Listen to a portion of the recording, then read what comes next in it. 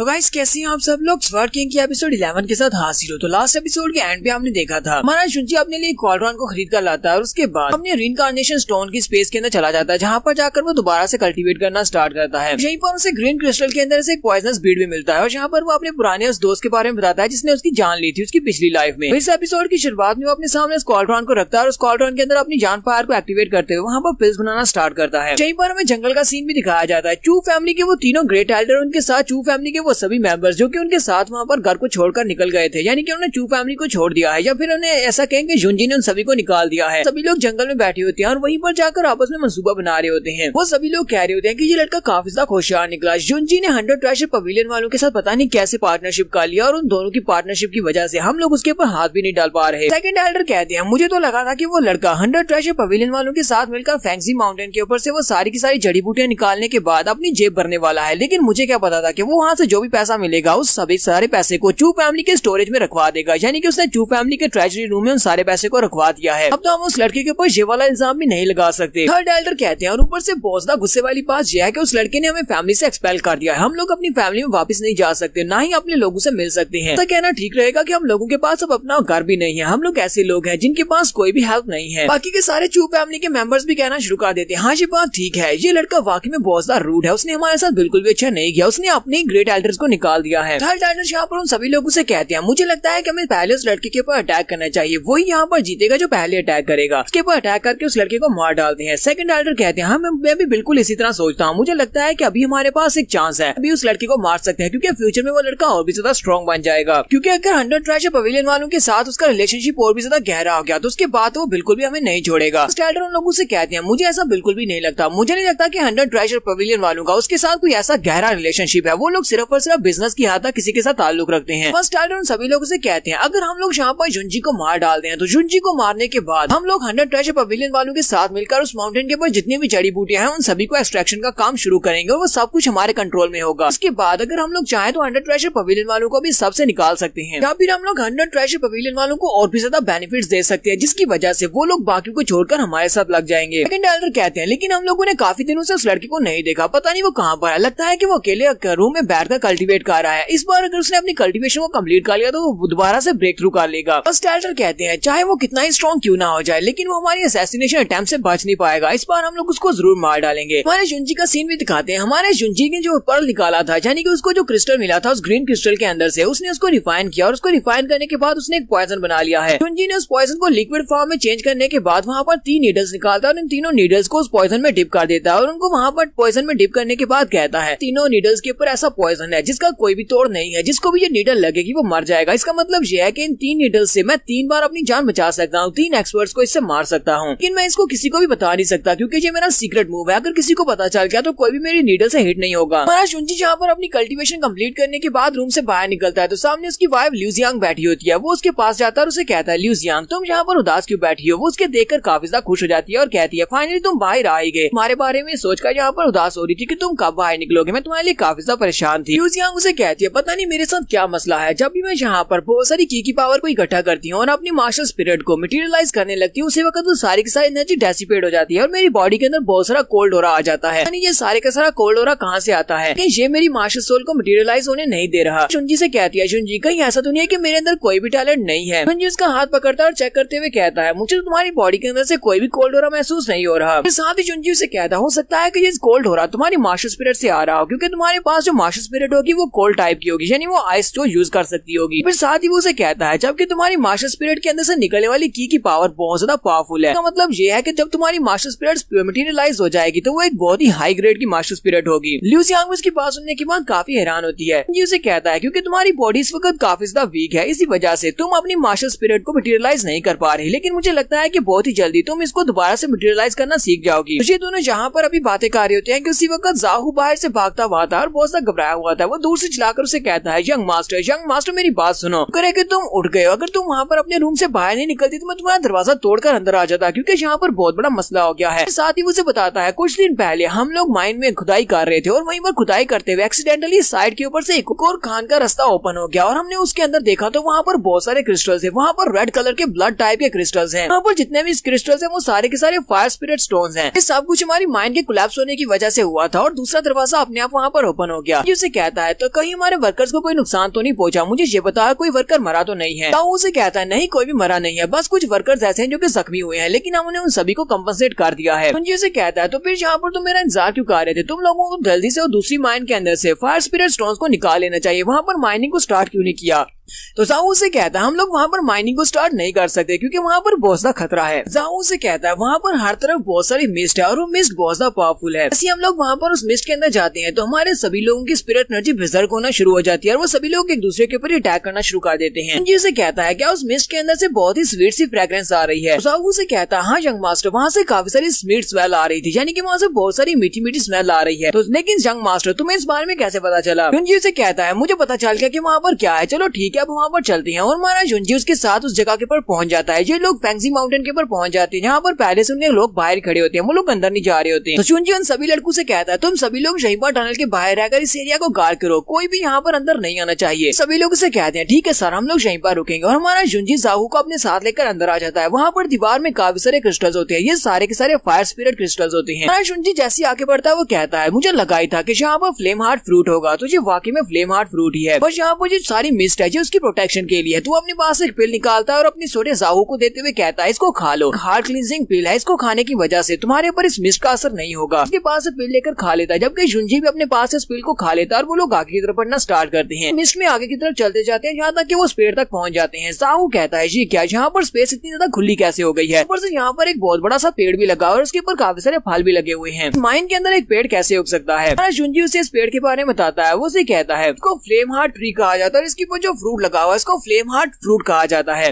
जैसे उसके करीब पहुंचता है तो वहाँ पर उसकी बॉडी के ऊपर उसका असर होना शुरू होता है उस मिस्ट का, की वजह से उसे वहाँ पर सांस भी नहीं आ रहा होता। तो हमारा जुंजी उसे खींचकर पीछे की तरफ ले आता है और उसे कहता है उसके ज्यादा करीब मत जाओ। उसे कहता है लेकिन यंग मास्टर वहाँ पर हुआ क्या, मैं उसके करीब गया तो मुझे ऐसा झटका क्यों लगा। जुंजी उसे कहता है इसे फ्लेम हार्ट ट्री कहा जाता है, जब तुम इसके ज्यादा करीब पहुंचते हो तो वहाँ पर मिस्ट की पावर बहुत ज्यादा होती है जिसकी वजह से तुम इसके करीब खड़े नहीं रह पाए और तुम्हें झटका लगा है। साथ ही जुंजी उसे कहता है अगर तुम इस मिस्ट के ज्यादा करीब जाते हो तो ये तुम्हारी मार्शल स्पिरिट को, यानी कि तुम्हारी बॉडी के अंदर जो स्पिरिट हो रहा है वो वहाँ पर बहुत ज्यादा बेजर्क होने की वजह से फट भी सकता है और तुम्हारी बॉडी फट जाएगी। जाओ उसकी बातें सुनने के बाद काफी ज्यादा डर जाता है। उसे कहता है तो इसका मतलब यह है कि हम लोग यहाँ से माइनिंग नहीं कर सकते, ये तो हमारे लिए बिल्कुल बेकार है, तो चलो फिर यहाँ से निकलते हैं। जुंजी से कहता है नहीं हम लोग यहाँ से नहीं जाने वाले, क्योंकि जब यहाँ पर जो फ्लेम हार्ट ट्री के ऊपर जो फल है ये पक जाएगा तो इसके पकने के बाद ये सारी की सारी मिस्ट खुद ही डिसअपियर हो जाएगी, हमें इससे निमटने की जरूरत भी नहीं पड़ेगी। साथ ही वो जाहू को कहता है कि तुम्हें पता है कि इस पेड़ के ऊपर जो फल लगा हुआ है वो कौन से ग्रेड का है, इसके ऊपर जो फल लगा है वो 3rd ग्रेड का एक फल है। कोई भी बॉडी टेम्परिंग का कल्टीवेटर इस फ्रूट को खाता है तो इसको खाने के बाद वो डायरेक्टली ब्रेक थ्रू कम्प्लीट कर लेगा, वजह से ये फ्लेम हार्ट फ्रूट बहुत ज्यादा स्पेशल है। उसकी बात सुनने के बाद कहता है ये तो बहुत ज्यादा ऑसम है। फिर साथ ही वो वहाँ पर सोच रहा होता है यहाँ पर एक फ्रूट को खाने के बाद हम लोग ब्रेक थ्रू कर सकते हैं, तो अगर हम लोग यहाँ पर 10-12 फ्रूट्स को खा ले तो हम लोग डायरेक्टली स्पिरिट गैदरिंग ग्राम में जा सकते हैं, यानी कि इतना ब्रेक थ्रू कर लेंगे। जुंजी वहीं पर खड़े खड़े उसे कहता है तुम्हें इस तरह की बातें नहीं सोचनी चाहिए, क्योंकि तुम इस फ्रूट को सिर्फ और सिर्फ एक ही बार खा सकते हो तभी ये असर करेगा, दूसरी बार खाने पर इसका असर नहीं होता। तो जाहू उसकी बात सुनने के बाद कहता है फिर तो ये फ्रूट बिल्कुल बेकार है। साथ ही जुंजी उसे कहता है तुम तो अभी से बेकार कह रहे हो, अब एक और बात सुनो, ये फ्रूट तो अभी बिल्कुल कच्चा है क्योंकि इसे पकने में बहुत सारा टाइम लगेगा और तुम्हें पता है कि इसको पकने में कितना टाइम लगेगा, मेरे ख्याल से तो कम से कम 10 साल लगेंगे तब की जाकर ये पकेगा। सुनने के बाद जाहू वहाँ पर कहता है तो इसका मतलब यह है कि हम लोग कभी भी इस फ्रूट को यूज नहीं कर सकते, 10 साल के बाद यहाँ पर और भी बहुत सारे लोग आ जाएंगे, इस फ्रूट को हमसे छीन कर ले जाएंगे, यानी कि हम लोग मेहनत करते रहे इसको देखते रहे और 10 साल के बाद कोई और इसका फल ले जाएगा। जुंजी अपने साथ कुछ स्पेशल चीजें लेकर आया होता है, वो वहाँ पर कुछ घास के तिनके लेकर आया था जो कि एक स्पेशल घास होती है जिसको वुड ऑर्चिड ग्रास कहते हैं। अपने पास इस ग्रास के तिनके निकालता है तो जाहू से कहता है यंग मास्टर तो ये तुम क्या कर रहे हो, तुम ये सारे की सारी वुड ऑर्चिड ग्रास को यहाँ पर क्यों दबा रहे हो। तुम्हारा जुंजी उस पेड़ के इर्द गिर्द वहाँ पर वुड ऑर्चिड ग्रास को लगाना स्टार्ट करता है, वो एक सर्कल में वहाँ पर उसके आसपास पेड़ के आसपास बहुत सारी वुड ऑर्चिड ग्रास को लगा देता है। साथ साथ वो जाहू को बता रहा होता है कि ये जो फ्लेम हार्ट फ्रूट है इसके ट्री का जो सोर्स है वो यांग टाइप की होती है, यानी कि इसकी एनर्जी यांग टाइप की है, जबकि जो वुड ऑर्चिड है इसकी जो एनर्जी होती है वो जिन टाइप की होती है। जिन और यांग आपस में मिलते हैं तो यहाँ पर इनकी पावर्स बहुत ज्यादा बढ़ जाती हैं। सिंपल बात यह है कि इस ऑर्चिड ग्रास के उसके इर्द गिर्द लगाने की वजह से इसके पकने के टाइम को कम कर देगा, जहाँ पर उसे पकने में पूरे 10 साल लग रहे थे अब उसे पकने में बहुत ही कम टाइम लगेगा। जुंजी जाहू को बताता है कि सिर्फ एक ही महीने के बाद देखना ये फ्रूट पक जाएगा और इस फ्रूट के पकने के बाद ये सारी की सारी मिस्ट यहाँ से खत्म हो जाएगी, उसके बाद तुम लोग यहाँ से सारे स्पिरिट स्टोन्स को भी निकाल सकते हो और साथ ही हम लोग इस फ्रूट को भी यहाँ से ले लेंगे। उसे कहता है ये बात तो वाकई में सच लगती है, मुझे अभी भी महसूस हो रहा है कि यहाँ पर मिस्ट कम होती जा रही है। फिर साथ ही वो कहता है ब्रदर तुम तो वाकई में बहुत ज्यादा आसम हो। साथ ही वहाँ पर काफी ज्यादा खुश हो रहा होता है। जुनजी उसे कहता है बस भी करो, दिन में सपने देखना बंद करो, अभी तो इसका फल को हासिल करना बहुत ज्यादा दूर है। इसी वक्त उन्हें बाहर से चिल्लाने की आवाज आती है। वो लोग बाहर की तरफ निकलना स्टार्ट करते हैं तो वहाँ से उन्हें बहुत सी गंदी सी स्मेल आ रही होती है, जैसे किसी ने वहाँ पर पॉइजन को फैलाया हो। बाहर निकलते हैं तो उनके जितने गार्ड्स होते हैं वो सारे के सारे ग्राउंड के ऊपर गिरे पड़े होते हैं और वो सभी लोग चिल्लाकर कह रहे होते हैं प्लीज यंग मास्टर यहाँ पर आओ और हमारी हेल्प करो। यहाँ पर हम लोग अपनी एपिसोड 11 का एंड करेंगे। नेक्स्ट एपिसोड में देखेंगे अब यहाँ पर कौन आ गया है जो कि इनके फ्लेम हार्ट फ्रूट को खिन से छीनना चाहता है।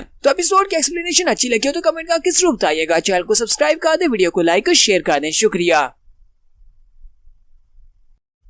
स्वर्ड किंग के लास्ट एपिसोड के एंड पे हमने देखा था हमारा जुंजी और जाहू दोनों ही केव के अंदर होते हैं। उन्हें केव के अंदर स्मेल आती है और साथ ही चीखने की आवाज आती है। वो लोग बाहर की तरफ निकलते हैं, उनके सारे गार्ड्स वहाँ पर ग्राउंड के ऊपर पड़े होते हैं। वो चिल्लाकर उसे कह रहे होते हैं प्लीज हमारी हेल्प करो। वहीं पर उन्हें साइड के ऊपर एक बूढ़ा आदमी दिखाई देता है। बूढ़ा आदमी इन दोनों की तरफ देखता है और कहता है तो यहाँ पर दो और लोग हैं। तो जाहू उसके चेहरे के ऊपर बने हुए निशानों को देखकर पहचान जाता है और कहता है ऐसा नहीं हो सकता, कहीं ये ओल्ड पॉइजन जैन तो नहीं है। तो मास्टर जैन भी उसे कहती है लगता है कि तुम्हें मेरे बारे में पता है। हाँ मैं ओल्ड मास्टर जैन ही हूँ। फिर साथ ही वो उन दोनों के पास से आगे गुजर जाता है और कहता है जबकि तुम दोनों सिर्फ और सिर्फ बच्चे हो तो फिर ठीक है मैं तुम दोनों को जिंदा छोड़ देता हूँ, मुझे तो सिर्फ ये केव चाहिए इसलिए मैं केव लेने के लिए आगे जा रहा हूँ। हमारा जुंजी उसे कहता है यहीं पर रुक जाओ। वह सुनने के बाद वो भी वहीं पर रुक जाता है और पीछे की तरफ मुड़ता है और कहता है लगता है कि तुम दोनों के अंदर भी काफी ज्यादा हिम्मत है जो तुम लोग मुझे यहाँ पर रुकने का कह रहे हो। तो जुंजी से कहता है ये वाली केव जो है ये मेरी चू फैमिली की है। मुझे ये बताओ कि तुम्हारे पास ऐसी कौन सी क्वालिफिकेशन है जिसकी वजह से तुम मुझे यहाँ पर कह रहे हो कि मैं यहाँ से वापस चला जाऊँ। तो मास्टर जैन उसे कहता है मुझे इस बात से फर्क नहीं पड़ता कि इस जगह किसकी है, मुझे यहाँ पर फ्लेम हार्ट फ्रूट चाहिए और वो फ्लेम हार्ट फ्रूट इसी केव के अंदर है और मुझे वो चाहिए। और अगर कोई भी मेरे रास्ते में आने की कोशिश करेगा फिर चाहे वो कोई बच्चा ही क्यों ना हो मैं उसे भी मार डालूंगा।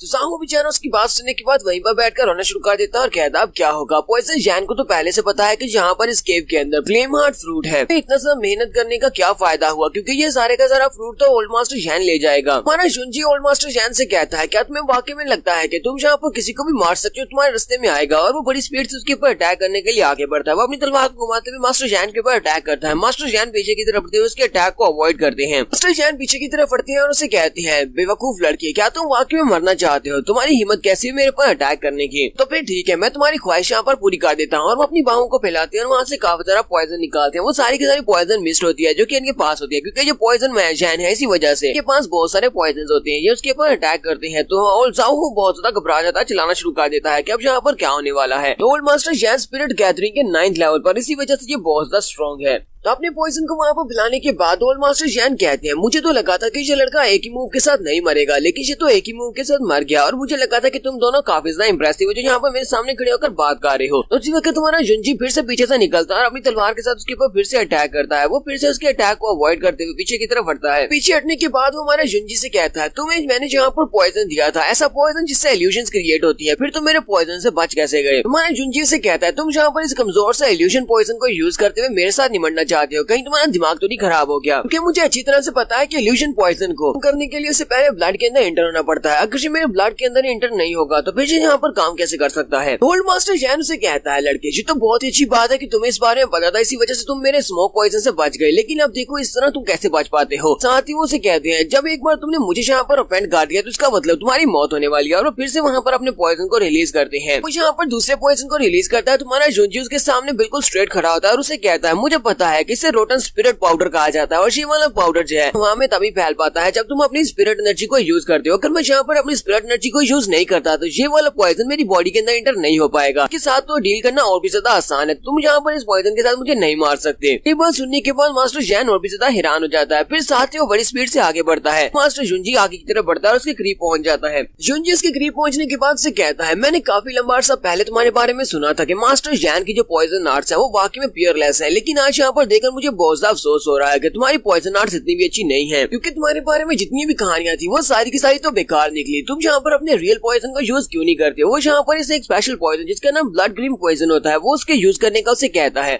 क्यों ना तुम यहाँ पर ब्लड क्रीम पॉइजन को यूज करो, फिर हो सकता है कि तुम्हारे पास एक मौका हो तो मुझे मार सको। ये बात सुनने के बाद मास्टर जैन बहुत ज्यादा घबरा जाते हैं और कहते हैं ऐसा कैसे हो सकता है, इस लड़की के पास ये सारी इन्फॉर्मेशन कहाँ से आई, इसे कैसे पता है कि मेरे पास ब्लड क्रीम पॉइजन है। साथ ही मास्टर जैन जल्दी से पीछे की तरफ जंप करते हैं और कहते हैं आज के इस वाकई में हमेशा याद रखूंगा। देखना जब अगली बार तुम मुझे मिलोगे मैं तुम्हें जरूर मार डालूंगा। और वो बड़ी स्पीड से वहाँ से भाग जाते हैं। वो बेचारा जो कि बहुत सा घबराया हुआ होता है वो काफी ज्यादा खुश हो जाता है कि वो यहाँ से चला गया है। उसके बाद वो मास्टर जुंजी से कहता है, मास्टर जुंजी ये बताएं कि आपको ये सारी बातें कहाँ से पता चली, आप इतने ज्यादा नॉलेजेबल कहाँ से हो गए, आपको तो पॉइजन के बारे में पता है। जुंजी से कहता है, क्या तुमने इस बात को नोटिस किया, मास्टर जैन जब हमारे साथ यहाँ पर फाइट कर रहे थे उन्होंने शुरुआत से यहाँ पर अपनी स्पिरिट एनर्जी को रिलीज नहीं किया। मैं यहाँ पर उसको हरा पाया हूँ सिर्फ और सिर्फ इसी वजह से क्योंकि मुझे पता था कि वो स्पिरिट एनर्जी को रिलीज नहीं कर रहा, वो यहाँ पर सिर्फ और सिर्फ पॉइजन को यूज कर रहा था। उसने अपनी स्पिरिट एनर्जी को रिलीज नहीं किया। उसकी बॉडी के अंदर से एक बहुत ही अजीब सी ऑर्डर आ रही थी जिसकी वजह से मुझे पता चला कि उसकी बॉडी के अंदर ब्लड ग्रीन पॉइजन है। लगता है कि किसी एक्सपेरिमेंट के दौरान ब्लड ग्रीन पॉइजन उसी की अपनी बॉडी के अंदर चला गया है जिसकी वजह से उसकी बॉडी अंदर से बहुत ज्यादा जख्मी है। ब्लड ग्रीन पॉइजन अभी भी उसकी बॉडी के अंदर है जिसे वो डिटॉक्सिफाई नहीं कर पा रहा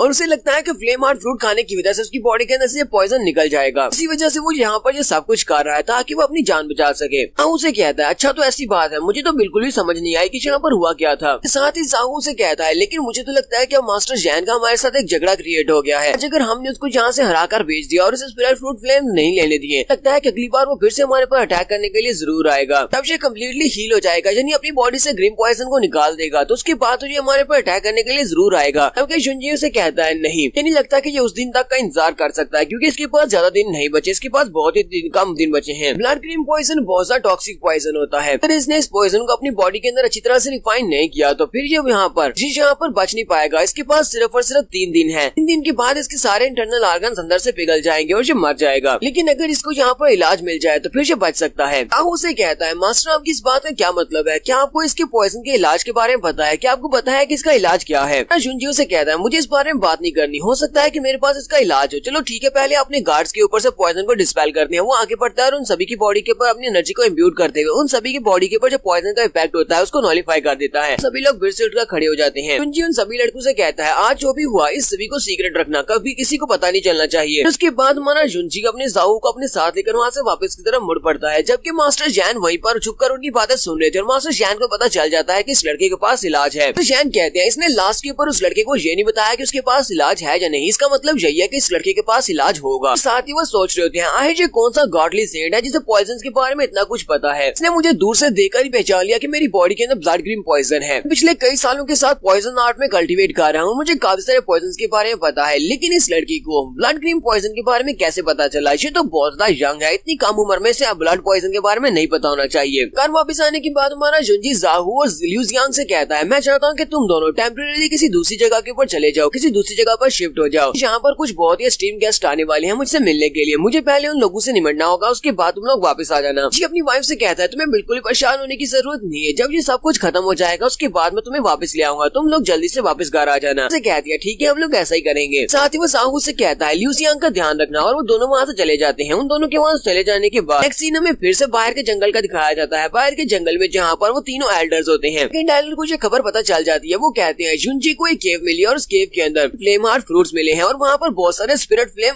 क्रिस्टल्स भी हैं। सेकंड एल्डर कहते हैं, अगर वहाँ पर उस केव के अंदर जितने भी स्पिरिट स्टोन्स हैं उन सभी को बेचने की जिम्मेदारी मुझे दी जाती है, मैं उसका मैनेजर बन जाता हूँ, तो मैं अपनी फैमिली को बहुत सारे बेनिफिट्स दिलवा सकता हूँ। एल्डर उसे कहते हैं, मुझे लगता है कि अब हमें यहाँ पर इस काम को और ज्यादा डिले नहीं करना चाहिए, हमें जल्दी से जितनी जल्दी हो सके उस लड़के को मार देना चाहिए, क्योंकि इस वक्त वो लड़का अपनी उस केव के अंदर से खुदाई की वजह से काफी ज्यादा परेशान होगा और वहीं पर सारा ध्यान उसी तरफ दे रहा होगा, तो फिलहाल के लिए हम लोग आसानी से उसके ऊपर अटैक कर सकते हैं। फिर साथ ही वो सेकंड एल्डर से कहते हैं, एक बार अगर हमने उस लड़के को मार दिया तो उस लड़के को मारने के बाद केव को हम ही लोग मैनेज करेंगे और फिर हम लोग वहाँ से बहुत सारा पैसा भी कमाएंगे। फर्स्ट एल्डर उन लोगों से कहते हैं, लेकिन हम लोग यहाँ पर केयरलेसली उस लड़के के ऊपर अटैक नहीं कर सकते, तुम लोग भी जानते हो कि वो लड़का कितना स्ट्रॉन्ग है। दोनों ही एल्डर उसकी तरफ देखते हैं और कहते हैं, अब इस बात का क्या मतलब है कि तुम यहाँ पर इस समय अटैक करने से मना कर रहे हो। फर्स्ट एल्डर उनसे कहते हैं, क्या तुम्हें इस बारे में नहीं पता, जुंजी जब उस केव से वापस आया तो वापस आते उसने सबसे पहला काम क्या किया, उसने जाहू और अपनी वाइफ उन दोनों को किसी दूसरी जगह के ऊपर भिजवा दिया है। उसे भी पता है कि कोई ना कोई उसके ऊपर अटैक करने के लिए जरूर आएगा, इसी वजह से वो हमारा इंतजार कर रहा है। सेकंड एल्डर से कहते हैं, हाँ मुझे भी लगता है कुछ ना कुछ अजीब तो चल रहा है। फर्स्ट एल्डर कहते हैं, मुझे लगता है कि वो कोई ना कोई प्लानिंग बना रहा है। यहाँ पर सब के चलते 2 दिन गुजर जाते हैं। 2 दिन के बाद फर्स्ट एल्डर से रहा नहीं जाता और वो चिल्लाकर कहते हैं, आखिर हम लोग यहाँ पर कितने दिन तक इंतजार करेंगे, हम लोग कितने दिनों से यहाँ पर इंतजार कर रहे हैं, हमें कुछ ना कुछ तो करना पड़ेगा, हम लोग और ज्यादा इंतजार नहीं कर सकते। तो फर्स्ट एल्डर से कहते हैं, फर्स्ट एल्डर हमें लगता है कि आपके बेटे चूहाई के मरने के बाद से आप काफी ज्यादा डरपोक हो गए हैं, क्योंकि आप यहाँ पर संभल कर कदम रख रहे हैं कि हमें पता है कि वो सिर्फ और सिर्फ एक लड़का है, अभी उसकी कल्टीवेशन भी लो है, तो आसानी से हम लोग उसको रास्ते से हटा सकते हैं और उसके बाद आप फैमिली पैट्रियार्च बन जाना। सेकंड डायरेक्टर भी कहते हैं मुझे भी ऐसे ही लगता है कि हमें यहाँ पर फर्स्ट मूव चलना चाहिए, हमें जाकर उसके ऊपर अटैक करना चाहिए, उसको मार देना चाहिए। हम लोग यहीं पर बैठकर सिर्फ यही सोचते रहेंगे कि वो लड़का वहाँ पर कुछ ना कुछ प्लान कर रहा है, तो हम लोग कभी भी आगे बढ़कर उस लड़के को मार नहीं पाएंगे। मुझे भी लगता है कि अब वो लड़का हमें जानबूझकर इस तरह की बेवकूफ बना रहा है ताकि हम लोग इसी कंफ्यूजन में रहे कि वो कुछ प्लान कर रहा है। ये सभी फैमिली मेंबर्स भी कहते हैं हमें अपने यंग मास्टर का बदला लेना है, चलो यंग मास्टर का बदला लेते हैं। टाइलर सभी की बातें सुनने के बाद कहते हैं अच्छा ठीक है, फिर चलो चलते हैं और जाकर आज रात उस लड़के को मार डालते हैं। कहीं पर उनके साथ एक और बंदा होता है जो कि स्पिरिट गैदरिंग नाम का एक एक्सपर्ट होता है। वो उनसे कहता है जरा देखो तो सही, छोटा सा लड़का जो कि अपनी बॉडी टेम्परिंग के 4th लेवल पर है, उसने यहाँ पर इतने सारे बूढ़े आदमी को छुपने में मजबूर कर दिया है। तुम सभी लोग तो बहुत ज्यादा डरपोक हो, वो कितना ही इंप्रेसिव क्यों ना हो, चाहे वो किसी तरह के इंप्रेसिव मेथड्स हो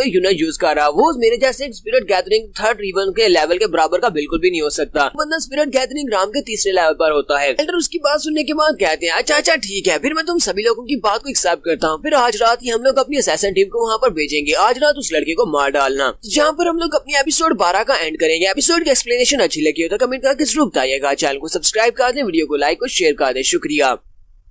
स्वर्ड किंग के एपिसोड 13 के साथ हाजिर हूँ। तो इस एपिसोड की शुरुआत में जुंजी की तरफ दिखाते हैं जो कि अपने घर की छत के ऊपर बैठा किसी का इंतजार कर रहा होता है। जुंजी यहाँ पर एक बंदे का नाम लेता है जिसका नाम 5 पॉइजन होता है। वो कहता है ब्रो 5 पॉइजन, मुझे क्या पता था कि तुम्हारी वो लिखी हुई बुक आज मेरे यहाँ पर बहुत ज्यादा काम आने वाली है। अगर उस दिन तुमने अपनी वो बुक मुझे नहीं दी होती तो उस बुक को पढ़ने के बाद आज मुझे इन सारे पॉइजन के बारे में नहीं पता होता। वो एक बैकग्राउंड सीन दिखाता है। 5 पॉइजन एम्परर भी 10 एम्परर्स में से एक एम्परर था, मेरी तरह मैं भी एक एम्परर में से एक एम्परर था जिसके पास एक बहुत ही रेयर मार्शल स्पिरिट थी जो कि 10,000 पॉइजन ब्लड चैमेलियन मार्शल स्पिरिट थी। तो यहाँ पर इन दोनों का एक दूसरे के साथ आमना सामना होता है, यानी कि हमारे जुंजी का 5 पॉइजनस एम्परर के साथ सामना होता है। तो वो अपने पास एक बुक निकालता है और इसे कहता है मैं चाहता हूँ कि तुम मेरी बुक को पढ़ो और इसको अप्रेज करो, क्योंकि इस दुनिया में और कोई भी ऐसा नहीं है जो इसके पढ़ने के लायक हो, किसी के पास भी इतनी क्वालिफिकेशंस नहीं है, वजह से ये बुक मैं तुम्हें पढ़ने के लिए दे रहा हूँ। जुंजी कहता है कि मैंने 5 पॉइजनस एम्परर की बुक को पढ़ा था, उस बुक को पढ़ने के बाद 5 पॉइजन के बारे में जितने भी नॉलेज मेरे पास है वो सारी की सारी नॉलेज मुझे उसी बुक से मिली है। हमारा जुंजी फिर से वहीं पर आराम से लेट जाता है, साथ साथ ड्रिंक भी कर रहा होता है। जुंजी कहता है तो अब मैं यहाँ पर सिर्फ और सिर्फ इंतजार ही कर सकता हूँ कि कब मेरे मेहमान यहाँ पर आएंगे। फिर थोड़ी देर के बाद से वहाँ पर से हवा के चलने की आवाज आती है और साथ ही जुंजी कहता है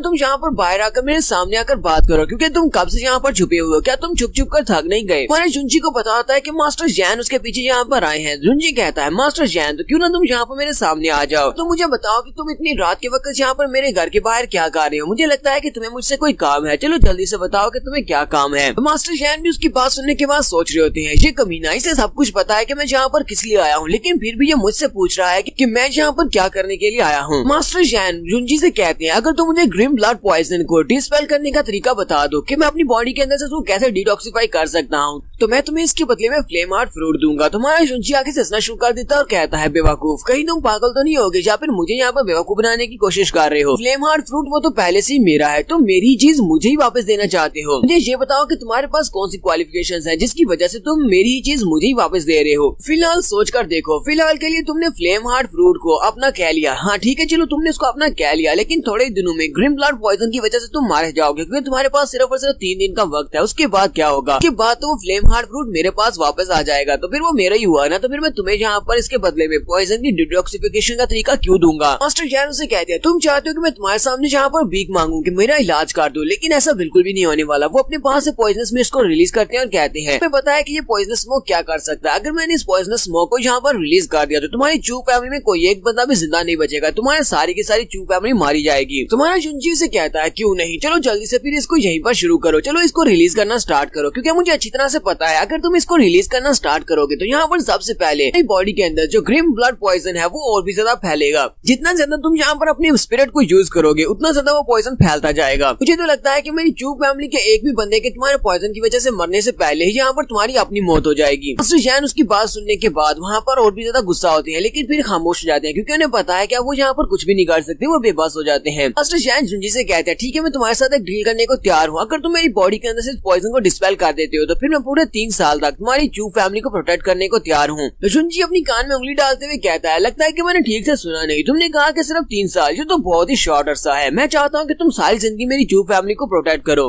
तो मास्टर जैन उसे कहते हैं, लड़के कि तुम पागल हो गए हो क्या? तुम्हें लगता है कि मैं अपनी सारी जिंदगी हमारी चू फैमिली को सर्व करने वाला हूँ? मुझे लोग पॉइजनस जैन कहते हैं और मैं एक आजाद कल्टीवेटर हूँ। मैं कभी भी किसी का गुलाम बनकर नहीं रहने वाला। तुम्हारा शुंजी उसे कहता है, अच्छा अच्छा ठीक है, अब मुझे नींद आ रही है, अब मैं यहाँ से जा रहा हूँ। मैंने जो कहना था वो मैंने कह दिया, हमारी डील नहीं हो सकती। प्लीज अब जाओ, जाकर अपनी बच्ची कुछ लाइफ को एंजॉय कर लो, क्योंकि तुम्हारे पास बहुत ही कम दिन बचे हैं। फिर साथ ही हमारा शुंजी पीछे की तरफ मुड़ जाता है और उसे कहता है, चलो ठीक है अब गुड बाय, मैं तुम्हें यहाँ से वापस नहीं भेजने वाला, तुम्हें खुद ही जाना होगा। मास्टर जैन उसकी बातें सुनने के बाद सोच रहे होते हैं, मैंने अपनी जिंदगी में बहुत सारे एक्सपर्ट्स को देखा है, लेकिन इस तरह की एरोगेंट लड़की को मैंने बिल्कुल भी नहीं देखा। उसी वक्त मास्टर जैन को महसूस होता है कि यहाँ पर कुछ असैसिन्स हैं जो कि इसके ऊपर अटैक करने के लिए आने वाले हैं। तो जैन वहीं पर हंसना शुरू कर देते हैं और उसे कहते हैं, लड़के मुझे लगता है कि यहाँ पर तुम मुझसे पहले मरने वाले हो। अगर तुम यहाँ पर मुझे इसका तरीका बता देते हो कि मेरी बॉडी के अंदर ब्लड ग्रीन पॉइजन को निकालने का तरीका क्या है, तो फिर मैं यहाँ पर इन असैसिन्स को मार डालूंगा और तुम्हारी जान बचा लूंगा। हमारा जुंजी भी ऊपर की तरफ देखता है तो वहाँ पर दो असैसिन्स होते हैं और वो दोनों के दोनों स्पिरिट गैदरिंग ग्राम के एक्सपर्ट्स होते हैं। जुंजी कहता है, लगता है कि मेरे ग्रेट एल्डर ने मुझे एक बहुत बड़ा खतरा समझा हुआ है, इसी वजह से उसने यहाँ पर दो स्पिरिट गैदरिंग एक्सपर्ट्स को भेजा है। काबुल असैसिन उसे कहता है, लड़के अपनी जिंदगी के आखिरी बचे हुए पलों को एंजॉय कर लो, क्योंकि आज मैं तुम्हें यहाँ पर मारने वाला हूँ।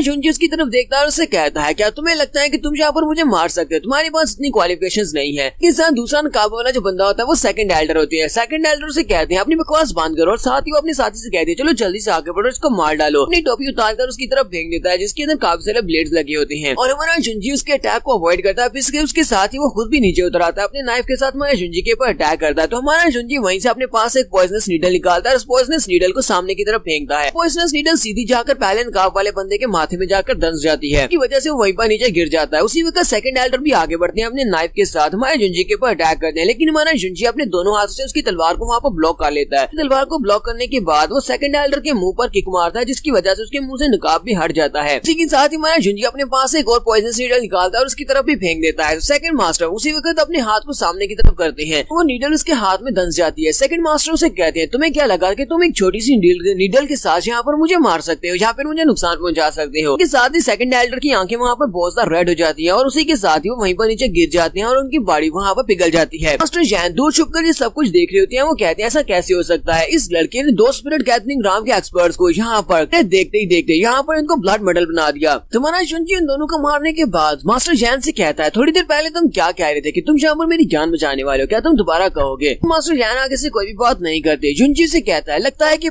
मास्टर जैन आपको कुछ भी नहीं कहना, ठीक है सीनियर, आप यहाँ से जा सकते हैं। जुंजी जैसे पीछे की तरफ मुड़ता है तो मास्टर जैन उसे कहते हैं, रुको, मुझे तुमसे कुछ कहना है। मास्टर जैन उसे कहते हैं, अच्छा ठीक है, मैं तुमसे एक वादा करता हूँ, ठीक है, मैं तुमसे वादा करता हूँ कि मैं अपनी बाकी की सारी जिंदगी तुम्हारी चू फैमिली का एक गेस्ट एल्डर बनकर गुजार दूंगा और तुम सभी लोगों की रक्षा करूंगा। और साथ ही मास्टर जैन सोच रहे होते हैं, मुझे लगता है कि ये लड़का फ्यूचर में बहुत ज्यादा एक्स्ट्राऑर्डिनरी बनने वाला है, ये बहुत ही पावरफुल एक्सपर्ट बनेगा, तो ऐसे बंदे को सर्व करना गलत नहीं होगा कि फैमिली का एक ग्रेट एल्डर बन जाता हूँ, जिससे मुझे भी फायदा होगा। तुम्हारा शुंजी उसे कहता है, नहीं मैंने अपना माइंड चेंज कर लिया है, मैंने तुम्हें कहा था कि तुम मेरी फैमिली को सर्व करो, लेकिन मैं चाहता हूँ कि अब तुम मेरे गुलाम बन जाओ। बस सुनते ही मास्टर जैन गुस्से के साथ कहते हैं, ऐसा कैसे हो सकता है? मैं पॉइजनस शैन, मैं एक बहुत ही डिग्निफाइड स्पिरिट गैदरिंग ग्राम के 9th लेवल का एक कल्टीवेटर हूँ, क्या तुम्हें लगता है कि मैं तुम्हारे जैसे एक लड़के का गुलाम बन जाऊंगा? हमारा जुंजी उसे कहता है, क्या तुम्हें लगता है कि मैं बेवकूफ हूँ? तुमने जहाँ पर मेरे मेथड्स को देखा और तुम्हें लगा कि मैं फ्यूचर में बहुत ज्यादा एक्स्ट्रा ऑर्डिनरी चीजें हासिल करने वाला हूँ, इसी वजह से तुमने यहाँ पर फैमिली का गेस्ट एल्डर बनने को चूज किया है। क्या तुम्हें लगता है कि मैं तुम्हें सिर्फ इसी तरह अपना गेस्ट एल्डर बनने दूंगा? हमारा जुंजी यहीं पर मास्टर जैन को एक और बात बताता है। वो उसे कहता है, अगर पास्ट की बात की जाए तो यहाँ पर अगर एक जिनजेंग ग्राम का कल्टीवेटर भी होता और मेरे सामने अपने घुटने टेक कर मुझे कहता कि मैं उसको अपना गुलाम बना लूँ, मैं उसको कंसीडर नहीं करता, जबकि यहाँ पर तुम्हें एक बहुत ही अच्छा मौका मिल रहा है मेरे साथ जुड़ने का। मास्टर जैन भी उसकी बात सुनने के बाद सोच रहे होते हैं, मुझे समझ नहीं आ रही कि आज ये लड़का है कौन और जहाँ पर कौन से पास्ट की बातें करता है, जिसके बारे में कोई भी हिसाब नहीं लग रहा। तो हमारा जुंजी से कहता है, ठीक है मास्टर, अब तुम यहाँ से जा सकते हो, यहाँ फिर तुम्हारे पास सिर्फ 3 सेकंड है यहाँ पर फैसला करने के, तो मेरे गुलाम बनो या फिर यहाँ से चले जाओ। मास्टर जैन उसकी बात सुनने के बाद 3 सेकंड के अंदर अंदर उसे कहते हैं, मैं पॉइजनस जैन, ठीक है, तुम्हारा गुलाम बनने को तैयार हूँ। हमारा जुंजी उसके सामने खड़ा हो जाता है और उसे कहता है, मास्टर जैन, फ्यूचर में तुम्हें देखना है, इस बात के ऊपर बहुत सा फख्र होगा कि तुमने यहाँ पर एक बहुत ही अकलमंदी वाला फैसला किया था और ये फैसला तुम्हारे बहुत सा काम आने वाला है। फिर साथ ही हमारा जुंजी अपने पास से एक स्पेशल मार्शल आर्ट्स की बुक निकालता है और उसे कहता है, इस बुक के साथ एक पेपर के ऊपर ब्लड ग्रीन पॉइजन को डिस्पेल करने का तरीका है और इसके साथ इस बुक के अंदर पॉइजन आर्ट लिखी हुई है, जो कि एक हाई ग्रेड की पॉइजन आर्ट है। मैं चाहता हूँ कि तुम बाकी की सारी पॉइजन आर्ट को छोड़कर इस वाली पॉइजन आर्ट को मास्टर करना स्टार्ट करो। जब तक तुम मेरे साथ हो तुम्हें इस तरह के लो लेवल की कल्टीवेशन आर्ट्स को सीखने की जरूरत नहीं है। मास्टर जैन जब उसकी तरफ देखते हैं तो एक कागज के ऊपर डिस्पेलिंग मेथड लिखा होता है, जबकि दूसरी बुक का नाम होता है पॉइजन डिवावरिंग टेक्निक, जो कि एक हाई ग्रेड की टेक्निक होती है। मास्टर जैन कहते हैं इस लड़के ने अपने पास एक अपर स्पिरिट राम की मार्शल आर्ट्स की टेक्निक मुझे दे दी, मैंने इसको प्रैक्टिस कर लिया तो फिर मेरे पॉइजनस की आर्ट पहले से बहुत ज्यादा बढ़ जाएगी और मैं पहले से बहुत ज्यादा पावरफुल हो सकता हूँ। सकता है कि मैं डायरेक्टली ब्रेक थ्रू करने के बाद अर्थ राम में चला जाऊँ। इसी के साथ ही मास्टर जैन हमारे जुंजी के सामने अपने घुटने टेक देते हैं और उसे कहते हैं मास्टर आपका बहुत बहुत शुक्रिया मुझे इतनी अच्छी मार्शल आर्ट्स की टेक्निक देने के लिए। तो नेक्स्ट सीन में जंगल में छुपे हुए भगोड़ों का दिखाया जाता है। तो जंगल में छुपे हुए भगोड़ों में कुछ साथी वहाँ पर नजर रखे हुए होते हैं, इंतजार कर रहे होते हैं कि मास्टर सेकंड एल्डर उनके साथ जो दूसरा असैसिन गया था वो लोग कब वापस आएंगे। वो लोग कहते हैं आज 4 दिन गुजर चुके हैं लेकिन वो अभी तक वापस नहीं आए, क्या हमें वापस जाकर फर्स्ट एल्डर को बता देना चाहिए, ऐसा ना हो कि उन लोगों के साथ कुछ बुरा हादसा हो गया हो। ये लोग वापस आते हैं और आकर फर्स्ट एल्डर को सारी बात बता देते हैं, जबकि फर्स्ट एल्डर और बाकी के सभी लोग वहाँ पर खामोश खड़े होते हैं और इंतजार कर रहे होते हैं कि कब सेकंड एल्डर और दूसरा असैसिन वापस आने वाले हैं। तो सभी लोग आपस में बातें करना स्टार्ट करते हैं। उनमें से एक कहता है हमारे स्पाइस ने बताया है कि इस वक्त चू टाउन में कोई भी ऐसी हरकत नहीं है, कोई मूवमेंट नहीं है, यानी कि वहाँ पर कुछ भी नहीं हो रहा। उनमें से एक और कहता है कहीं ऐसा तो नहीं है कि सेकंड एल्डर दूसरे बंदे को अपने साथ लेकर कहीं पर भाग गए हैं। तीसरा बंदा कहता है अगर वो यहाँ से भाग गए हैं तो फिर हमारे यहाँ पर इंतजार करने का क्या फायदा, हम लोग भी कहीं पर चले जाते हैं और जाकर अपनी नई जिंदगी शुरू करते हैं। जबकि उनमें से एक और कहता है हमारे पास बहुत सारे लोग हैं, क्यों ना हम सभी लोग मिलकर चू फैमिली के ऊपर जाकर अटैक कर दे और उन सभी को मार डालते हैं। फर्स्ट एल्डर उन सभी लोगों से कहते हैं तुम सभी लोग अपनी बकवास बंद करो और चुप रहो, मुझे कुछ सोचने दो। हमने जिन 2 लोगों को वहाँ पर भेजा था सेकंड एल्डर और दूसरा असैसिन, वो दोनों ही मर चुके हैं। अगर तुम सभी लोग में मरना चाहते हो तो ठीक है, तुम सभी लोग वहाँ पर जा सकते हो। अगर इस वक्त तुम सभी लोग चू टाउन में जाते हो तो तुम सभी लोग मारे जाओगे, क्योंकि इस वक्त जुंजी के साथ पंगा लेना बिल्कुल भी मुनासिब नहीं है। तो यहाँ पर हम लोग अपने एपिसोड 13 का एंड करेंगे। एपिसोड की एक्सप्लेनेशन अच्छी लगी हो तो कमेंट करके जरूर बताइएगा। चैनल को सब्सक्राइब कर दें, वीडियो को लाइक और शेयर कर दें। शुक्रिया।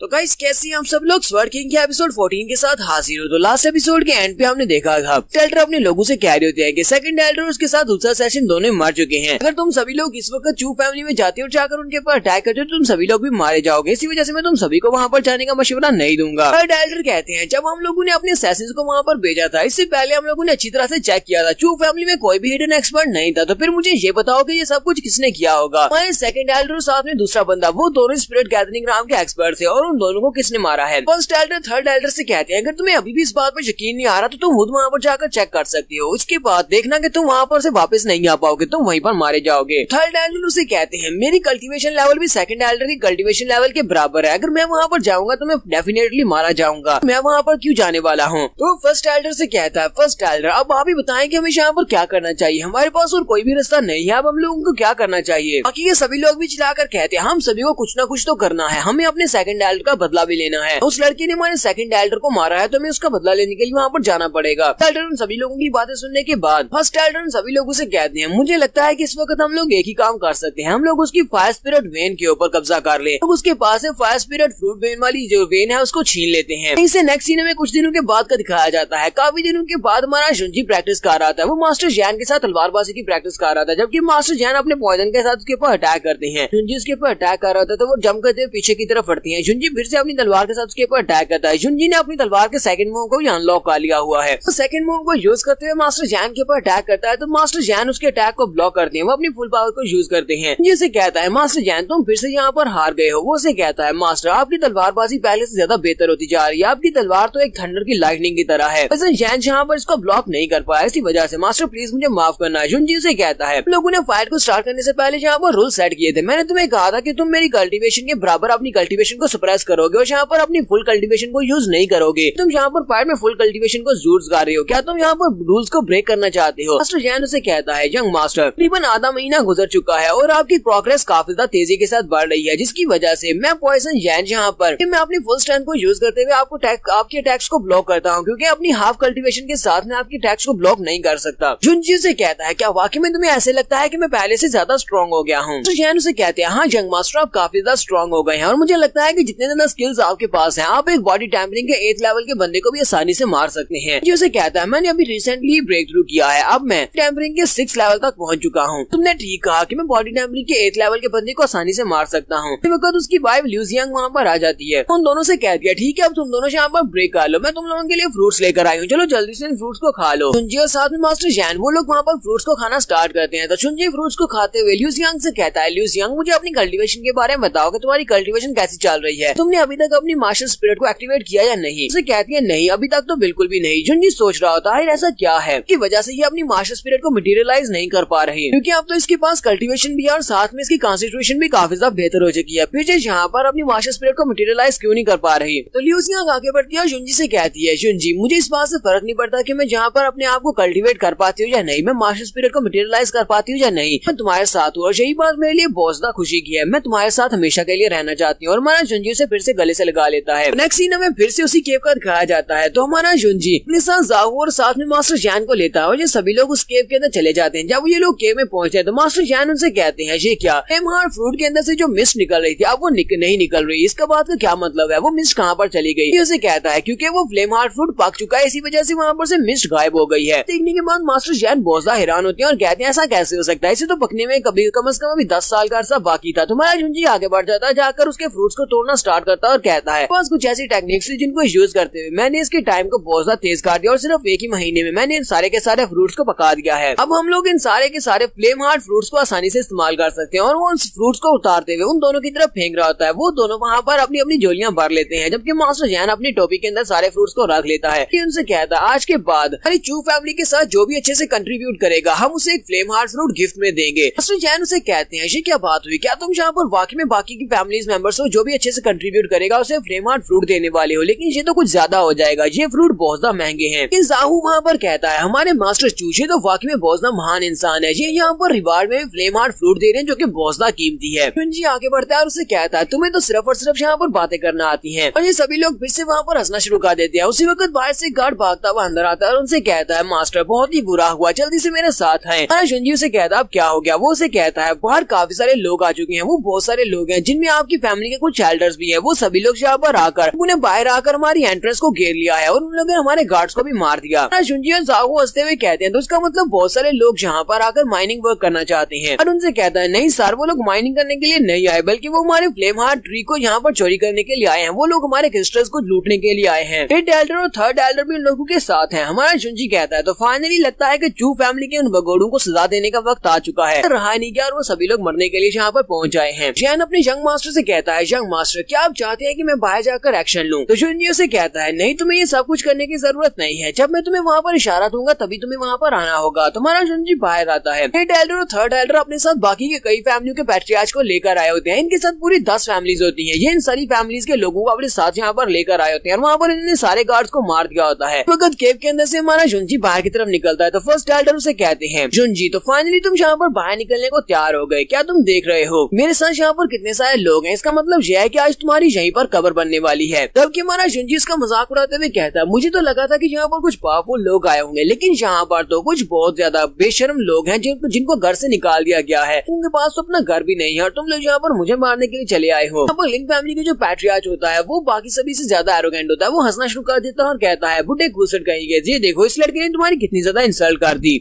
लड़का जो कि अभी भी डायपर में सूसू करता होगा, तुम्हारे जैसे ग्रेट एल्डर के सामने ये किस तरह मुंह चला रहा है। पैट्रियार्च लिन आगे बढ़ता है, हमारे जुनजी से कहता है मैं लिन फैमिली का पैट्रियार्च हूँ, मेरा नाम लिन चोंग डाओ है। तलवार को हमारे जुनजी के सामने करते हुए कहता है मुझे तुम्हारी फैमिली फ्यूड के साथ कोई भी मसला नहीं है, तुम लोग आपस में झगड़ना चाहते हो तो झगड़ो, मुझे इस बात से फर्क नहीं पड़ता। ये बुड्ढा मास्टर मुझे यहाँ पर लेकर आया है कि ये बदले मुझे स्पिरिट स्टोन देगा और स्पिरिट स्टोन के बदले में हम लोग इसका साथ देने के लिए तैयार हुए हैं। तो चलो जल्दी से यहाँ पर या तो अपनी जान खुद ही ले लो और फिर यहाँ पर मुझे बताओ कि मैं अपनी तलवार के साथ तुम्हारी गर्दन काटता हूँ। जुनजी वहाँ पर बाकी की सारी फैमिली इसके पैट्रियार्च या फिर उन लोगों से कहता है तुम सभी लोग भी क्या यहाँ पर मुझे मारने के लिए आए हो? ऐसे कहता है अगर मैं यहाँ पर तुम्हें मार देता हूँ तो मेरी बाई फैमिली को इस स्पिरिट स्टोन वेन्स के अंदर से 20% शेयर मिलेगा। ये सभी लोग भी उसे कहते हैं हाँ हमारी फैमिली को भी यहाँ पर से काफी कुछ मिलने वाला है। ये सभी लोग अलग अलग फैमिली से यहाँ पर आए होते हैं। ग्रेट एल्डर ने इन सभी को लालच दी होती है कि इन्हें 20% शेयर मिलेगा अगर ये सभी लोग इनकी हेल्प करते हैं फैमिली के जुनजी को मारने में। तो मास्टर लिन हमारे जुनजी से कहते हैं तो तुम्हारे मरने के बाद मैं तुम्हारे लिए एक बहुत ही अच्छा सा आरामदायक कफिन बनवाऊंगा और उस कफिन के साथ में ग्राउंड के अंदर दफनाया जाएगा ताकि तुम बहुत ही आराम के साथ मरो और उस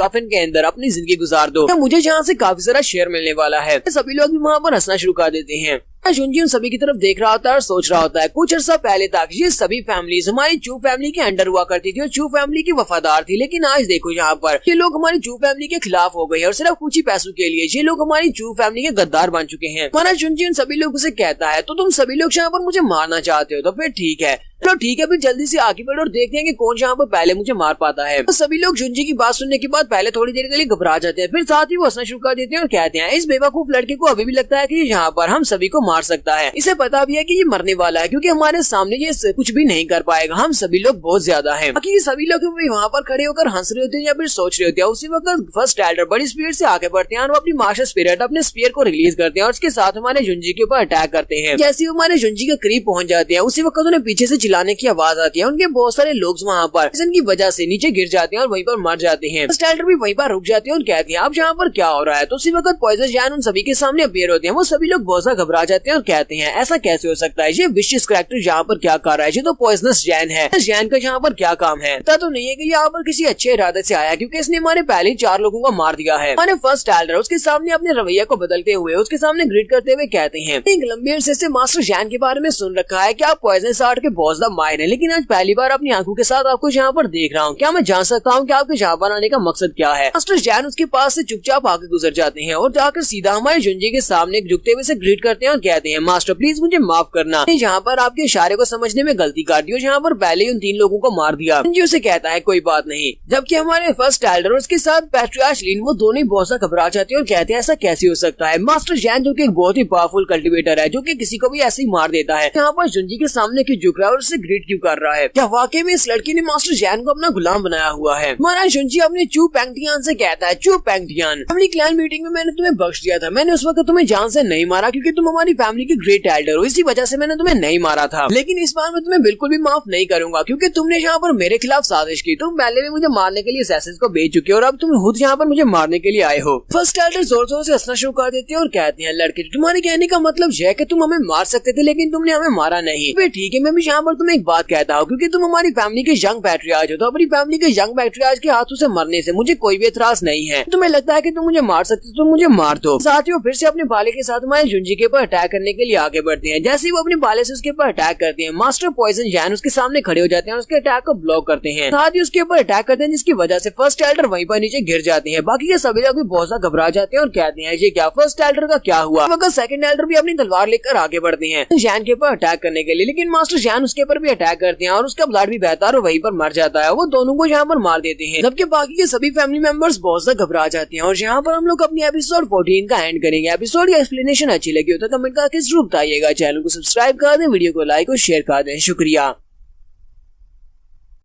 तो गाइस कैसे हैं आप सब लोग? स्वर्ड किंग के एपिसोड 15 के साथ हाजिर हूँ। तो लास्ट एपिसोड के एंड पे हमने देखा था कि फर्स्ट एल्डर अपने साथ बहुत सारी फैमिलीज के एल्डर्स को लेकर हमारे जुंजी को मारने के लिए आते हैं। तो वहाँ पर मास्टर जैन फर्स्ट एल्डर और थर्ड एल्डर दोनों को ही मार देते हैं। उन दोनों के मरने के बाद बाकी के सभी लोग बहुत ज्यादा घबरा जाते हैं और वहीं पर उनके सामने घुटने टेक देते हैं और उनसे कहते हैं प्लीज यहाँ पर इन दोनों एल्डर्स की बॉडी को इंटैक्ट छोड़ दें, इनकी बॉडीज को यहाँ पर डिस्ट्रॉय मत करना। हम लोग इनकी बॉडीज को लेकर यहाँ से चले जाते हैं। हम लोग इस शहर को छोड़कर चले जाते हैं, हम लोग इस किंगडम को छोड़कर चले जाते हैं, हम लोग कभी भी वापस नहीं आएंगे, हम सभी को छोड़ दे। तुम्हारा जुंजी लोगों से कहता अब जबकि चू पेंगटियान यहाँ पर मर चुका है, तुम्हारे ऊपर जो सी लीडर था वो मर गया है, तो फिर मैं तुम सभी लोगों को यहाँ पर मार कर क्या करूंगा? ठीक है, तुम सभी लोग यहाँ से दफा हो जाओ। सभी लोग वहाँ पर उसे कहते हैं थैंक यू, तुम्हारा बहुत बहुत शुक्रिया यंग पैट्रियार्च, तुम्हारा यहाँ पर हमारे पर मर्सी दिखाने के लिए शुक्रिया। तो सभी लोग वहाँ पर से अपने फर्स्ट एल्डर और थर्ड एल्डर की डेड बॉडीज को उठाते हैं और वहाँ से चुपचाप पीछे की तरफ मुड़ जाते हैं। जबकि बाकी की सारी अलायंस वाली फैमिलीज के लोग अभी वहीं पर खड़े होते हैं। तो पॉइजन जैन हमारे जुंजी से कहता है मास्टर इन सभी लोगों का क्या, इनके साथ हम लोग कैसे डील करने वाले हैं? पैट्रियार्च लिन आगे बढ़ते हैं और उसे कहते हैं पैट्रियार्च चू प्लीज हमें माफ कर दे, हम सभी लोग यहाँ पर एक मिसअंडरस्टैंडिंग के तहत आए हैं। हमें यहाँ पर फर्स्ट ग्रेट एल्डर ने कहा था कि ये वाली माइन उनकी है जिसकी वजह से वो हमें इसमें से शेयर दे सकते हैं, इस वजह से हम लोग उनकी बातों में आकर यहाँ पर पहुँच आए थे। हमारा आपके साथ कोई भी झगड़ा नहीं है और हम सभी को यहाँ पर छोड़ दिया जाए। पैट्रियार्च जिन सबसे पहले हमारे जुंजी से माफी मांगते हैं। जुंजी उसे कहता है पैट्रियार्च लिन मुझे लगता है कि तुम्हें अच्छी तरह से पता है कि तुम्हें कैसे किसी के साथ रिलेशनशिप्स को बिल्ड करना है। यहाँ पर सारे के सारा इल्जाम एक मरे हुए इंसान के ऊपर डाल दिया है, ये भी कोई बुरी बात नहीं है। पैट्रियार्च लिन उसे कहते हैं मैं तुम्हारे सामने झूठ कैसे बोल सकता हूँ, मैंने तुम्हें कहा ना कि ये सारी एक गलत फैमिली थी, उसकी बातों में आकर यहाँ पर आए थे। साथ ही वो बाकी की फैमिली मेंबर से कहता है तुम सभी लोगों को इस बारे में क्या लगता है? तुम्हें भी यही लगता है कि चू पेंगटियान यहाँ पर गलत था, उसने हमें यहाँ पर बहकाया और हमें यहाँ पर लालच देकर ले आया। वो सभी लोग भी कहते हैं हम सभी लोग यहाँ पर मिसअंडरस्टैंडिंग की वजह से पहुंचे हैं, हमारा यहाँ पर तुम्हारे पर अटैक करने का कोई भी इरादा नहीं था। तुम्हारा जुंजी उन लोगों से कहता है चाहे जो कुछ भी हो जाए लेकिन चू पेंगटियान मेरी फैमिली का एक ग्रेट एल्डर है, वो मेरी फैमिली का एल्डर है, तुम सभी लोगों को यहाँ दिमाग किसने दे दिया कि तुम मेरी फैमिली के ग्रेट एल्डर के बारे में इस तरह की बकवास बातें कर सको। शुनजी पैट्रियार्च लिन से कहता है, पैट्रियार्च लिन, तुमने कहा कि यहाँ पर पेंटिया ने तुम्हें यहाँ पर धोखा दिया, उसने तुम्हें बहकाया, तो क्यों ना मैं यहाँ पर तुम्हें थोड़ा सा सोबर करने के लिए तुम्हें थोड़ा सा लेसन सिखाऊं। क्या क्या ख्याल है तुम्हारा इस बारे में? पैट्रियार्च लिन ये वाली बात सुनने के बाद काफी गुस्सा हो जाता है और माया शुनजी से कहता है, लड़के तुम्हें क्या लगता है कि मैं क्या हूँ? मैं लिन फैमिली का पैट्रियार्च हूँ और ज़ीफेंग सिटी में मेरी काफी ज्यादा इज्जत है, ये सभी लोग मुझे पहचानते हैं। तुम्हारी हिम्मत कैसे हुई यहाँ पर मुझसे इस तरह की बात करने की? क्या तुम्हें लगता है कि तुम मुझे यहाँ पर एक सबक सिखाओगे? मास्टर जैन उसे कहते हैं, मैं यहाँ पर तुम्हें वार्निंग दे रहा हूँ कि तुम्हें ये सब कुछ करने की जरूरत नहीं है। अगर तुम यहाँ के सिटी लॉर्ड भी होते तब भी तुम यहाँ पर कुछ नहीं कर पाते।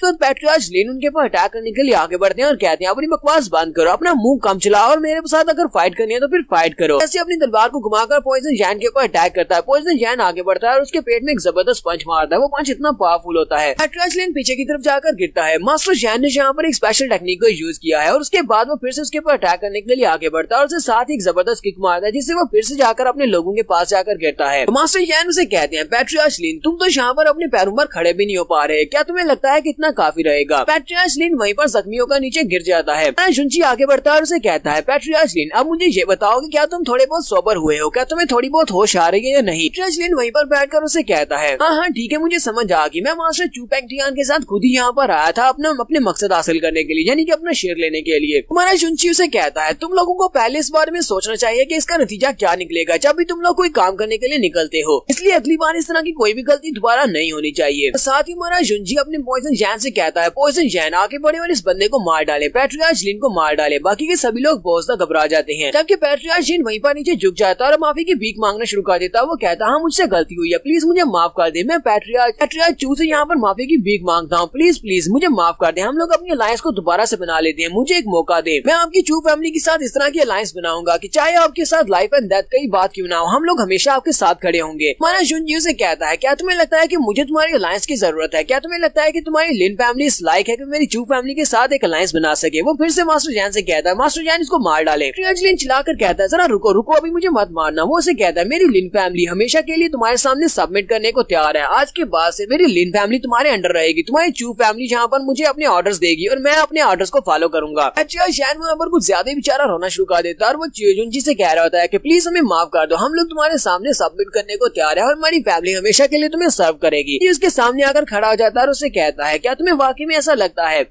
तुम हमारे सामने सबमिट करने को तैयार हो? तुझे तो बहुत ही अच्छी बात है। फिर साथ ही वो हंसता और उसे कहता है, मैं तो बस मजाक कर रहा था, मैं कौन सा तुम्हें मारने वाला था। उन सभी लोगों से कहता है, अगर मैं तुम सभी लोगों को मारना चाहता तो अब तक तुम सभी लोग यहाँ पर मर चुके होते, मैं इतनी ज्यादा बकवास बातें तुम्हारे साथ नहीं करता। उसके बाद हमारा शुनजी सभी लोगों से कहता है, Bai family, Wu family, Hu family, Zheng family और सन फैमिली, मुझे ये बताओ कि तुम सभी लोगों का इस बारे में क्या ख्याल है? मास्टर जैन उन सभी की तरफ घूर कर देखते हैं, वो सभी लोग मास्टर जैन की तरफ देखते हैं और फिर सभी लोग कहते हैं, ठीक है, हम लोग भी यहाँ पर लिन फैमिली की तरह चू फैमिली के सामने सबमिट करने को तैयार हैं। आज के बाद हमारी फैमिलीज के जितने भी डिसीजंस हैं, सारे के सारे फैसले फैमिली वाले ही लिया करेंगे। तुम्हारा शुनजी उन सभी लोगों से कहता है, ये तो बहुत ही अच्छी बात है कि तुम सभी लोग मेरी चू फैमिली के सामने सबमिट करना चाहते हो, लेकिन मैं तुम लोगों को ऐसे एक्सेप्ट नहीं करूंगा। अगर तुम सभी लोग मेरे जाहू को अपना मास्टर एक्सेप्ट कर लो तो फिर ठीक है, मैं तुम्हें अपनी फैमिली में ले लूंगा, तुम सभी लोगों की इस एक्सेप्टेंस को मान लूंगा। वो सभी लोग भी ये बात सुनने के बाद काफी हैरान होते हैं, जबकि जाहू भी सोच रहा होता है ये यहाँ पर कर क्या रहा है। मास्टर शुनजी ने यहाँ पर इन सभी लोगों के सामने मुझे इनका मास्टर बनाने की बात कर दी, मैं सभी के सामने क्या करूंगा? मेरी कल्टिवेशन बहुत ज्यादा लो है और ये सभी लोग मेरी बात कैसे मानेंगे? ये सभी लोग तो बड़ी बड़ी फैमिलीज के पैट्रियार्च हैं कि वो सभी लोग भी इसी बारे में सोच रहे होते हैं, क्या है ये लड़का पागल तो नहीं हो गया? ये यहाँ पर किस तरह की बातें कर रहा है? ये चाहता है कि हम लोग इस छोटे से लड़के को अपना मास्टर मानकर इसको सर्व करें। तुम्हारा शुनजी उन सभी लोगों की तरफ देखता है और कहता है, क्या हुआ? क्या तुम सभी लोग यहाँ पर मेरे जाहू को अपना मास्टर मानने को तैयार नहीं हो? तो पॉइजन जैन आगे बढ़ते हैं और अपनी पावर्स को रिलीज करते हैं, उन सभी को फिर से डराते हैं और कहते हैं, सभी लोगों की क्वालिफिकेशंस बहुत ज्यादा कम है और तुम सभी लोगों को लगता है कि आप लोग मेरे यंग मास्टर के गुलाम बनने के लायक हैं, आप लोग इन्हें सर्व करने के लायक नहीं है, वजह से तुम्हें जाहू को ही सर्व करना होगा, तो तुम सभी लोगों को यहीं पर मरना होगा। तो वो सभी लोग एक दूसरे की तरफ देखते हैं, फिर साथ ही वो सभी लोग जाहू के सामने अपने सर झुका देते हैं और उसे अपना मास्टर कहते हैं। जाहू हमारे शुनजी की तरफ देखता है और कहता है, यंग मास्टर ये तुम क्या कर रहे हो? वो उसे कहता है, जाहू मुझे पता है कि तुम इन सभी लोगों को संभाल लोगे, आज के बाद से हमारी फैमिली के जितने भी फैसले होंगे वो सारे के सारे तुम्हें करने होंगे, इसके बाद से मैं चू फैमिली तुम्हें सौंप रहा हूँ, चू फैमिली में जो कुछ भी होगा वो सब कुछ तुम ही हैंडल करोगे। जाहू भी उसे कहता है, ठीक है यंग मास्टर, मैं सब कुछ समझ गया, मैं सब कुछ कर लूंगा, मैं तुम्हें कभी भी डिसअपॉइंट नहीं करूंगा। इस सीन में चू फैमिली का दिखाया जाता है जहाँ पर यंग मास्टर जाओहू गेट के ऊपर खड़ा होता है और बहुत सारी फैमिलीज के लोग वहाँ पर आकर उसको ग्रीट कर रहे होते हैं। ये सभी लोग चू फैमिली के साथ अलायंस बनाना चाहते हैं। ये सभी लोग यहाँ पर तोहफे लेकर आ रहे होते हैं। तो हमारा जुंजी दूर खड़ा ये सब कुछ देख रहा था और कहता है तो अब मैंने यहाँ पर सारे के सारे मसले निपटा दिए हैं। एक्सटर्नल और इंटरनल मसले थे वो सारे निपट चुके हैं। मतलब यह है कि मेरी चू फैमिली दोबारा से नॉर्मल हो जाएगी। उसके बाद वो फिर से कल्टीवेशन रूम में चला जाता है और कहता है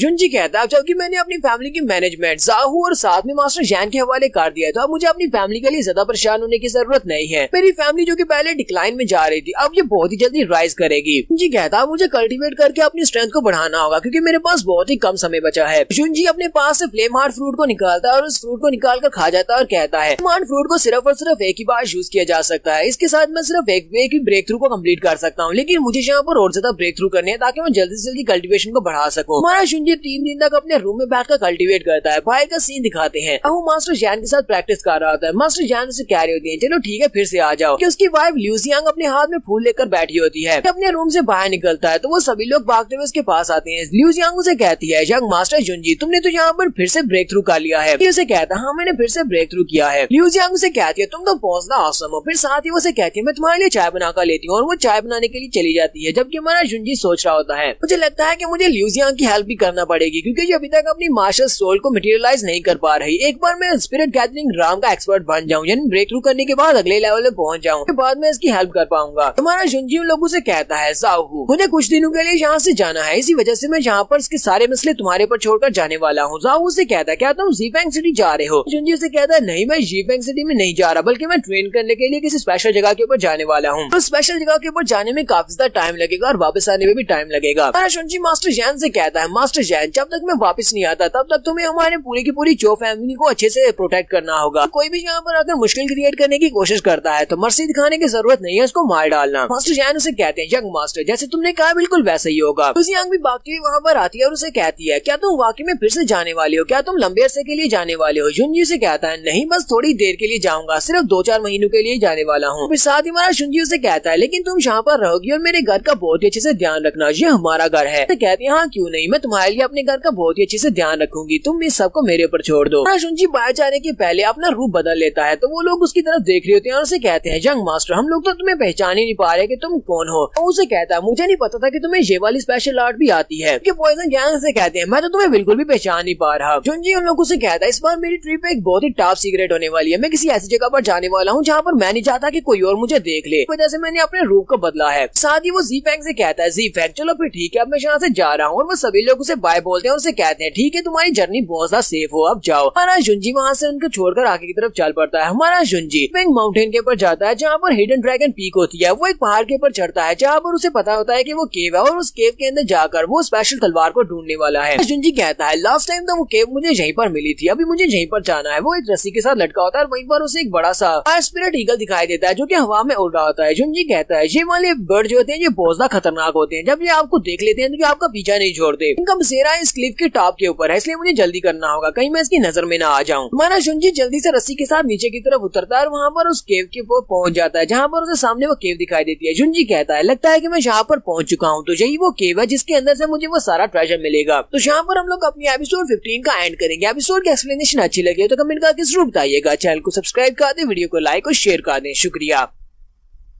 तो गाइस कैसे हैं आप सब लोग? स्वर्ड किंग के एपिसोड 16 के साथ हाजिर हो। तो लास्ट एपिसोड के एंड पे हमने देखा था कि हमारा जुंजी एक केव की तरफ जा रहा था। वो एक माउंटेन के ऊपर जाकर चढ़ जाता है और उस माउंटेन से नीचे उतरता है तो उसके सामने वो केव होती है। तो वो फाइनली ड्रैगन पीक के ऊपर पहुंच चुका है जहाँ से उसे स्वर्ड मिलने वाली है और काफी कुछ अलग ट्रेजर भी मिलेंगे। और जुंजी जैसे ही उस केव के अंदर एंटर होता है तो उस केव के ऊपर काफी सारे वर्ड्स लिखे होते हैं। वो कहता है यहाँ पर तो काफी सारी एन्चेंटमेंट फॉर्मेशन लिखी हुई है। लास्ट टाइम जब मैं यहाँ पर आया था तो मैंने इनके ऊपर ध्यान नहीं दिया था, लगता है कि मैंने इनको पिछली बार नहीं देखा था, लेकिन ये सारी की सारी कुछ ऐसी लैंग्वेज में जिनको मैं समझ नहीं सकता, ये किसी और लैंग्वेज में लिखी हुई है। जुंजी आगे की तरफ चलना स्टार्ट करता है और कहता है मुझे लगता है कि इस जगह के ऊपर काफी कुछ छुपा हो सकता है, काफी सारा खजाना हो सकता है।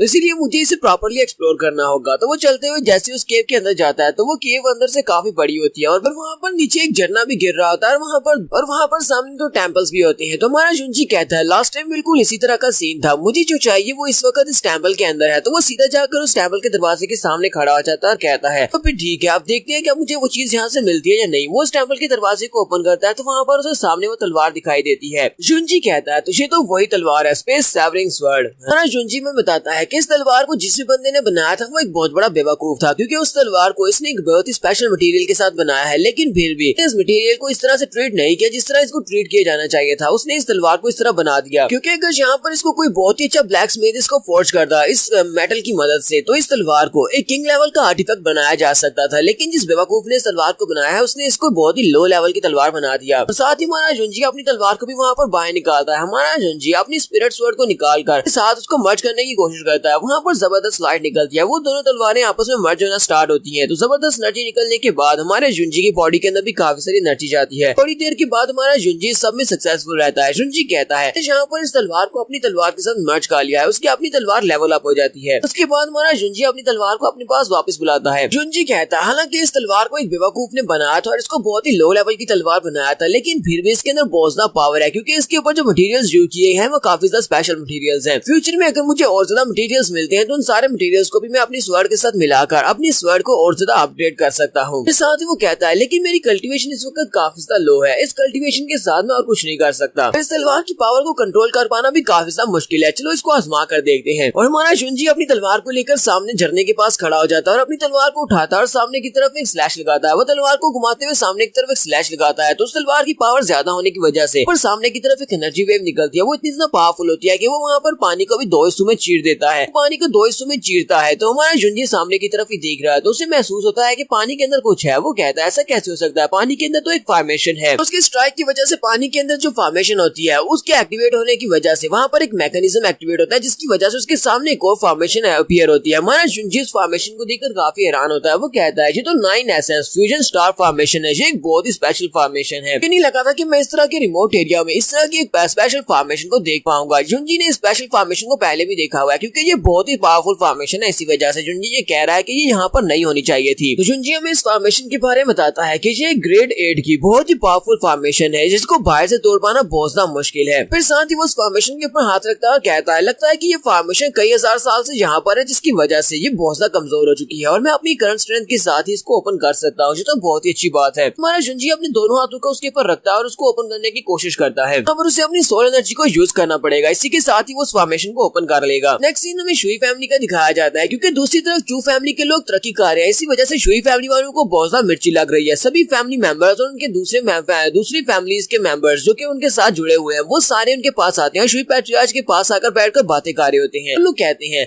अभी कल की बात है कि जहाँ पर 10 बड़ी फैमिलीज के एल्डर्स आए थे, वो सारे पैट्रियार्च चू फैमिली के साथ जुड़ चुके हैं। उन लोगों ने चू फैमिली के साथ एक अलायंस बना ली है। चू फैमिली वाले बहुत ज्यादा तरक्की करते जा रहे हैं, उनके पास बहुत सारे रिसोर्सेज आ गए हैं। चू फैमिली वालों ने 100 ट्रेजर पवेलियन वालों के साथ अपने रिलेशनशिप को भी पब्लिसाइज कर दिया है। ज़ीफेंग सिटी में जितनी भी बड़ी फैमिलीज हैं वो सारी की सारी फैमिलीज चू फैमिली के साथ अच्छे रिलेशनशिप रखने के लिए वहाँ पर जा रही है, उनको गिफ्ट दे रही है। ये हमारे लिए बहुत ही बुरी बात है। अगर इसी तरह चलता रहा तो चू फैमिली एक दिन हमारी ज़ीफेंग सिटी की सबसे बड़ी फैमिली बन जाएगी और हमारी शुई फैमिली को भी उनके सामने सबमिट करना पड़ेगा। हमें चू फैमिली को कम्प्लीटली डिस्ट्रॉय कर देना चाहिए था, ताकि वो कभी भी दोबारा से राइज ना कर पाते।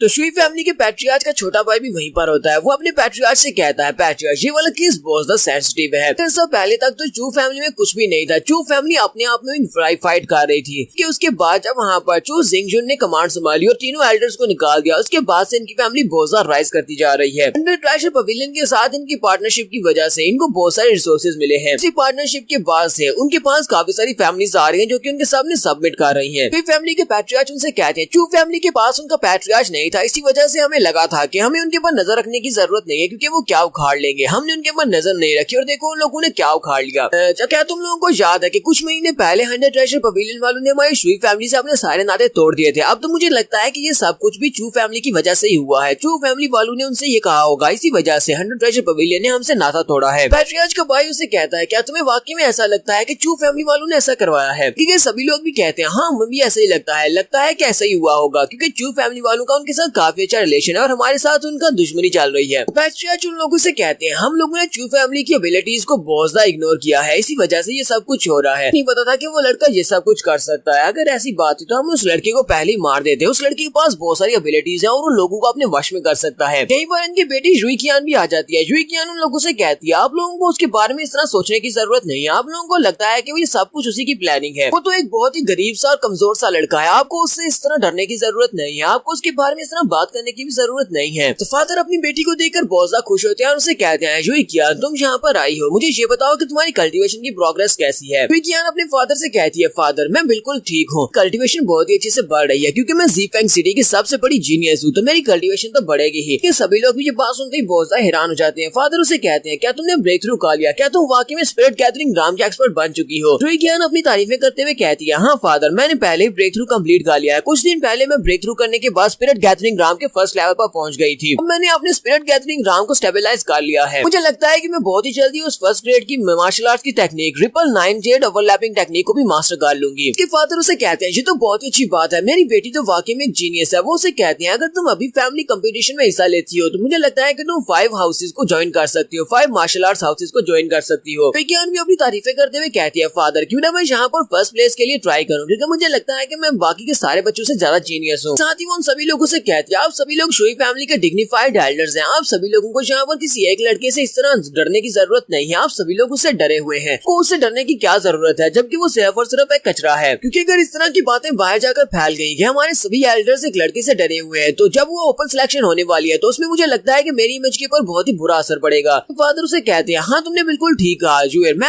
आज के बाद हम लोग इस बारे में बात नहीं करेंगे। हम लोग इस आज के बाद जिंगजुन के बारे में बात नहीं करेंगे। फिर साथ ही वो जुइकियान से कह दिया मुझे ये बताओ क्या हम लोग अपने वो स्पाइस को वहाँ पर भेज दे चू टाउन में ताकि वो लोग उनके ऊपर नजर आकर हमें उनके करंट सिचुएशन के बारे में बता सके। जुइकियान अपने फादर से कहती है फादर फैमिली के पैट्रियार्च आप हैं, मैं नहीं हूँ, ये फैसला आपने लेना है, आप मुझसे क्यों पूछ रहे हैं। साथ ही वो अपने फादर से कहती है आप सभी लोग इस सारे मसले को खुद ही हल करें। तक आप लोग मेरी इमेज को नुकसान नहीं पहुंचाते तब तक आप जो भी करना चाहे वो कर सकते हैं, मुझे इससे फर्क नहीं पड़ता। इतना कहने के बाद वो वहाँ से चली जाती है। नेक्स्ट सीन में फिर से केव का दिखाया जाता है जहाँ पर हमारा जुंजी उस फॉर्मेशन को ओपन कर लेता है। उस फॉर्मेशन को ओपन करने के बाद वो बाहर निकलता है तो वहाँ पर एक और बिग वर्ल्ड होता है। तो जुंजी वहाँ पर अंदर निकलता है। जब बाहर निकलता है तो वहाँ पर सामने 3 पिलर्स होते हैं और उन 3 पिलर्स के सेंटर में एक बड़ा सा एग पड़ा होता है। जुंजी कहता है ये क्या, ये तो एक और इंडिपेंडेंट ड्राम है। इसका मतलब ये है कि उस छोटी दुनिया के अंदर एक और छोटी दुनिया है। वहाँ पर सामने जो एग है वो एक स्पिरिट बीस्ट का अंडा है। तो जुंजी कहता है ये जगह तो वाकई में बहुत ज्यादा अजीब है। जहाँ पर जब मैं एंटर हुआ तो एंटर करने के लिए मुझे यहाँ पर एक फॉर्मेशन को ओपन करना पड़ा जो एक बहुत ही एंशिएंट और बहुत ही पावरफुल फॉर्मेशन थी। उसके बाद मैं यहाँ पर क्या देख रहा हूँ, यहाँ पर एक इंडिपेंडेंट स्पेस है, इसके साथ यहाँ पर एक आल्टार है और आल्टार के ऊपर एक स्पिरिट बीस्ट एग पड़ा हुआ है। फिर बंदे ने इस जगह को यहाँ पर बनाया होगा और इस बीस्ट एग को यहाँ पर रखा होगा। वो कोई नॉर्मल इंसान बिल्कुल भी नहीं होगा, वो एक बहुत ही पावरफुल इंसान होगा। हमारा जुंजी आगे की तरफ चलना स्टार्ट करता है और कहता है तो लगता है कि स्पिरिट बीस्ट के एग को यहाँ पर सील किया गया है। इस आल्टार को इसलिए बनाया गया है ताकि स्पिरिट बीस्ट के एग को यहाँ पर सील किया जा सके। जुंजी कहता है ये स्पिरिट बीस्ट का एग कितने ग्रेड का होगा, यानी इसका लेवल क्या होगा जिसकी वजह से यहाँ पर सील किया गया है। ये तो बहुत ज्यादा पावरफुल स्पिरिट बीस्ट हो सकता है जो कि संडे से निकलने वाला होगा। जुंजी जब उसके करीब पहुंचता है तो उसे इस अंडे के ऊपर भी एक और फॉर्मेशन दिखाई देती है जिसकी वजह से उस अंडे को भी सील किया गया होता है ताकि उस अंडे के अंदर से बेबी ना निकल सके। जुंजी कहता है मुझे तो लगता है कि इसके अंदर जो स्पिरिट बीस्ट है वो बहुत ज्यादा पावरफुल हो सकता है, इसी वजह से पर इस अंडे के ऊपर एक डबल फॉर्मेशन लगाई गई है। यहाँ से हमारा नेक्स्ट सीन 100 ट्रेजर पवेलियन का दिखाया जाता है। यूजिन काफी ज्यादा गुस्से में होती है। मैनेजर किनशान से कहती है ये क्या बकवास है, तुमने मुझे इस बारे में क्यों नहीं बताया। अब मैंने सुना है कि बहुत सारी दूसरी फैमिलीज ऐसी हैं जो कि हमारी चू फैमिली के साथ जुड़ती जा रही हैं। तो ये सब कुछ तो पहले से पता होना चाहिए था। तकरीबन 10 फैमिलीज ने उनको ज्वाइन किया है और इसके अलावा स्पिरिट स्टोन वेन के बारे में तुमने मुझे क्यों नहीं बताया कि वहाँ पर पहाड़ी के ऊपर से केव मिली है जिसके अंदर से फायर स्पिरिट स्टोन और फायर स्पिरिट हार्ट फ्रूट्स भी मिले हैं। मैंने तुम्हें ये सारी जिम्मेदारी दी कि तुम्हें जिंगजुन के ऊपर नजर रखनी है लेकिन तुम उसके ऊपर नजर रखने में फेल हो गए। तो मैनेजर किनशान भी वहीं पर अपना सर झुकाकर बैठे होते हैं और उससे कहते हैं प्लीज मिस यूजान मुझे मार डाले क्योंकि मैं यही से सजा का हकदार हूँ। मैं आपके लिए इस मिशन को पूरा नहीं कर सका। हालांकि आपने मुझे कहा था कि मुझे उसके ऊपर नजर रखनी है लेकिन मैं ये सब कुछ नहीं कर सका, मुझे सजा दे। तो यहाँ पर हम लोग अपनी एपिसोड 16 का एंड करेंगे। एपिसोड की एक्सप्लेनेशन अच्छी लगी हो तो कमेंट करके जरूर बताइएगा। चैनल को सब्सक्राइब कर दे, वीडियो को लाइक और शेयर कर दे। शुक्रिया।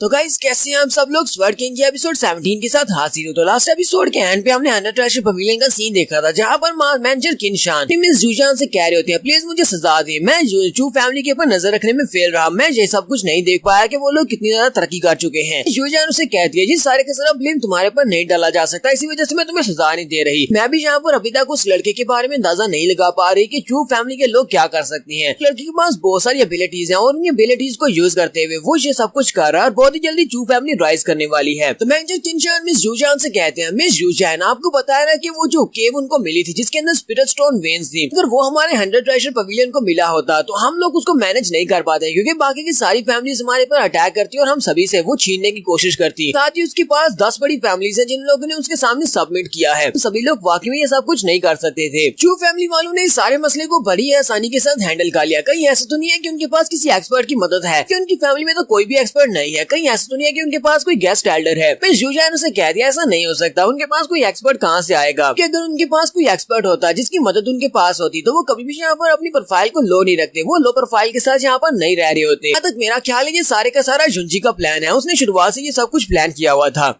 मैनेजर किनशान उसकी बात सुनने के बाद कहते हैं पता नहीं मुझे ऐसा क्यों लगता है कि हमारी मिस जूजान उसमें कुछ ज्यादा इंटरेस्टेड है। साथ ही वो से कहता है तो मिस जूजान आप मुझे बताओ कि आगे हमें क्या करना है, क्या हमें अभी भी चू फैमिली के ऊपर स्पाइस को भेजना चाहिए उनके ऊपर नजर रखने के लिए, आगे हम लोग क्या करेंगे। जूजान उसे कहती है नहीं अब तुम्हें उसके ऊपर नजर रखने की जरूरत नहीं है, जबकि चू फैमिली वाले पहले से राइज कर रहे हैं और बहुत ही जल्दी वो लोग बहुत ही बड़ी फैमिली बन जाएंगे और बहुत ही जल्दी बाकी की ऐसी फैमिली जो उनसे जेलस होती है वो सभी उनके ऊपर अटैक करने के लिए आ सकती है। मैं चाहती हूँ कि हम लोग क्योंकि आपस में एक रिलेशनशिप में बंधे हुए हैं, इसी वजह से तुम हमारे 100 ट्रेजर पवेलियन का नाम यूज करते हुए सभी लोगों के सामने ये बात बता दो कि हम लोगों का चू फैमिली के साथ एक बहुत ही अच्छा रिलेशन है और कोई भी उनके ऊपर अटैक ना करे। इससे चू फैमिली वालों की काफी ज्यादा मदद हो जाएगी, स्पेशली शुई फैमिली के ऊपर नजर रखना क्योंकि वो उनके ऊपर अटैक कर सकते हैं। मैनेजर किनशान उसे कहते हैं ठीक है मैम मैं बिल्कुल ऐसा ही करूंगा। नेक्स्ट सीन हमें 3 महीने के बाद का दिखाया जाता है। 3 महीने के बाद हमारा जुंजी जब उस केव से वापस आता है तो अपने घर वापस आता है तो उसे वहाँ पर आकर अपना घर नहीं मिल रहा होता क्योंकि वो अपने चू टाउन में आता है, लेकिन चू टाउन पहले से काफी ज्यादा बदल चुका होता है। 3 महीने में ने और उसके साथ मास्टर जैन ने उन लोगों ने मिलकर पूरे के पूरे गांव का नक्शा ही बदल दिया होता है। जुंजी कहता है मेरा घर कहाँ पर है, वहाँ पर उसे बोर्ड पर लिखा हुआ दिखाई देता है चू हाउस। कहता है अगर यहाँ पर बोर्ड नहीं लगा होता तो मैं पहचान ही नहीं पाता कि मेरा घर कहाँ पर चला गया। तो ऐसा खुलता है सामने से जाओहा बाहर निकलता है और उसे कहता है मास्टर आप तो वापस आ गए, ये तो बहुत अच्छी बात है, चलो जल्दी से आओ मैं आपको अपने नए घर में लेकर चलता हूँ। जुंजी कहता है जाओहा जी तुमने क्या किया, तुमने तो पूरे घर का नक्शा ही बदल दिया। अगर मैं यहाँ पर बोर्ड के ऊपर चू हाउस लिखा हुआ नहीं पड़ता तो फिर मुझे ऐसे लगना था कि मैं किसी और जगह पर आ गया हूँ और मुझे अपने घर ही भूल जाता। तो जाओहा अपने यंग मास्टर को अपने साथ लेकर अंदर आता है। मास्टर जैन भी वहीं पर खड़े होते हैं, वो भी उसे ग्रीट करते हैं। मास्टर जैन के चेहरे के ऊपर जो पॉइजन की वजह से लाइनें बनी हुई थी वो सारी की सारी मिट जाती हैं। जुंजी से कहता है मास्टर जैन लगता है कि आपके पॉइजन की रिकवरी भी काफी ज्यादा अच्छे से चल रही है। वो उसे कहते हैं यंग मास्टर आपका बहुत बहुत शुक्रिया मुझसे पूछने के लिए। ये सभी लोग अंदर जाकर टेबल के ऊपर बैठ जाते हैं तो हमारा जुंजी उनसे कहता है ये तो बहुत ही अच्छी बात है, 3 महीने के अरसे में जाओ हाउ की कल्टीवेशन काफी अच्छे से बढ़ी है। जाओ हाउ तो इस वक्त बॉडी टेम्परिंग के 4th लेवल पर पहुंच चुका है। जाओ हाउ से कहता है ये सब कुछ तो सीनियर जैन की वजह से हुआ है, ये मुझे रोजाना ट्रेन करते हैं और कल्टीवेशन में मदद करते हैं। मास्टर जैन भी उसे कहते हैं मास्टर आपकी कल्टीवेशन भी काफी अच्छे से बढ़ी है, तो आपकी कल्टीवेशन तो बॉडी टेम्परिंग के 8वें लेवल तक पहुंच चुकी है। इतनी तेजी के साथ तो किसी की कल्टीवेशन नहीं बढ़ती। हमारा जुंजी वहाँ पर उन लोगों से कहता है तो जाओ चलो मुझे बताओ कि पिछले 3 महीने में यहाँ पर क्या कुछ हुआ है, कहीं कोई मुश्किल क्रिएट तो नहीं हुई। हमारा जाओ से 3 महीने की सारी बात बता देता है कि 3 महीने के दौरान क्या हुआ है। तो जुंजी इसकी बात सुनने के बाद कहता है तो तुम्हारे कहने का मतलब यह कि 100 ट्रेजर पवेलियन वाले सारी दुनिया के सामने आ चुके हैं, उन्होंने सभी के सामने आकर ये बात बता दी है कि वो चू फैमिली के साथ हैं, चू फैमिली का साथ देंगे ताकि वो शुई फैमिली वालों को डरा सके और शुई फैमिली वाले हमारे पर अटैक ना करें। 100 ट्रेजर पवेलियन वाले इस हद तक ये सब कुछ क्यों कर रहे हैं, क्या वाकई में लगता है कि हमारी चू फैमिली से कुछ बेनिफिट्स हासिल हो सकते हैं। फिर ऐसा भी हो सकता है कि 100 ट्रेजर पवेलियन को हमारी फैमिली के ऊपर पूरा भरोसा है। जाओ से कहता है मास्टर यहाँ पर हमने पूरे के पूरे घर का नक्शा बदल दिया, ये सब कुछ भी 100 ट्रेजर पवेलियन की मदद से ही हुआ है। तुम्हारा जुंजी लोगों से कहता है मुझे ये बताओ कि मेरी ल्यूजियांग कहाँ पर है, मैं उसे क्यों नहीं देख पा रहा। तो वो दोनों वहाँ पर बिल्कुल खामोश हो जाते हैं, आगे से कोई भी जवाब नहीं देते। हमारा जुंजी भागता हुआ जीता अपने रूम की तरफ जाता है। वो जब अपने रूम में जाता है तो ल्यूजियांग उसके साथ लिपट जाती है और कहती है जुंजी तुम वापस आ गए, मैंने तुम्हें बहुत ज्यादा मिस किया। जुंजी को उसी वक्त उसकी बॉडी के अंदर से बहुत सारी फ्रोस्टी महसूस होती है। जुंजी उसे कहता है ल्यूजियांग यहाँ पर हो क्या रहा है, क्या तुम ठीक हो। उस वक्त वहाँ पर एक और यंग लेडी खड़ी होती है, वो उसके पास आती है, उसे कहती है क्या तुम ल्यूजियांग के हस्बैंड हो। जुंजी उस लड़की की तरफ देखता है और उसे कहता है तुम कौन हो। साथ ही वो उसके कपड़ों के ऊपर बने हुए निशान को देखकर कहता है ऐसा कैसे हो सकता है, ये तो फ्रोस्ट आइस क्लाउड मार्क है। मतलब ये है कि ये 9 फ्रोस्ट पैलेस से है।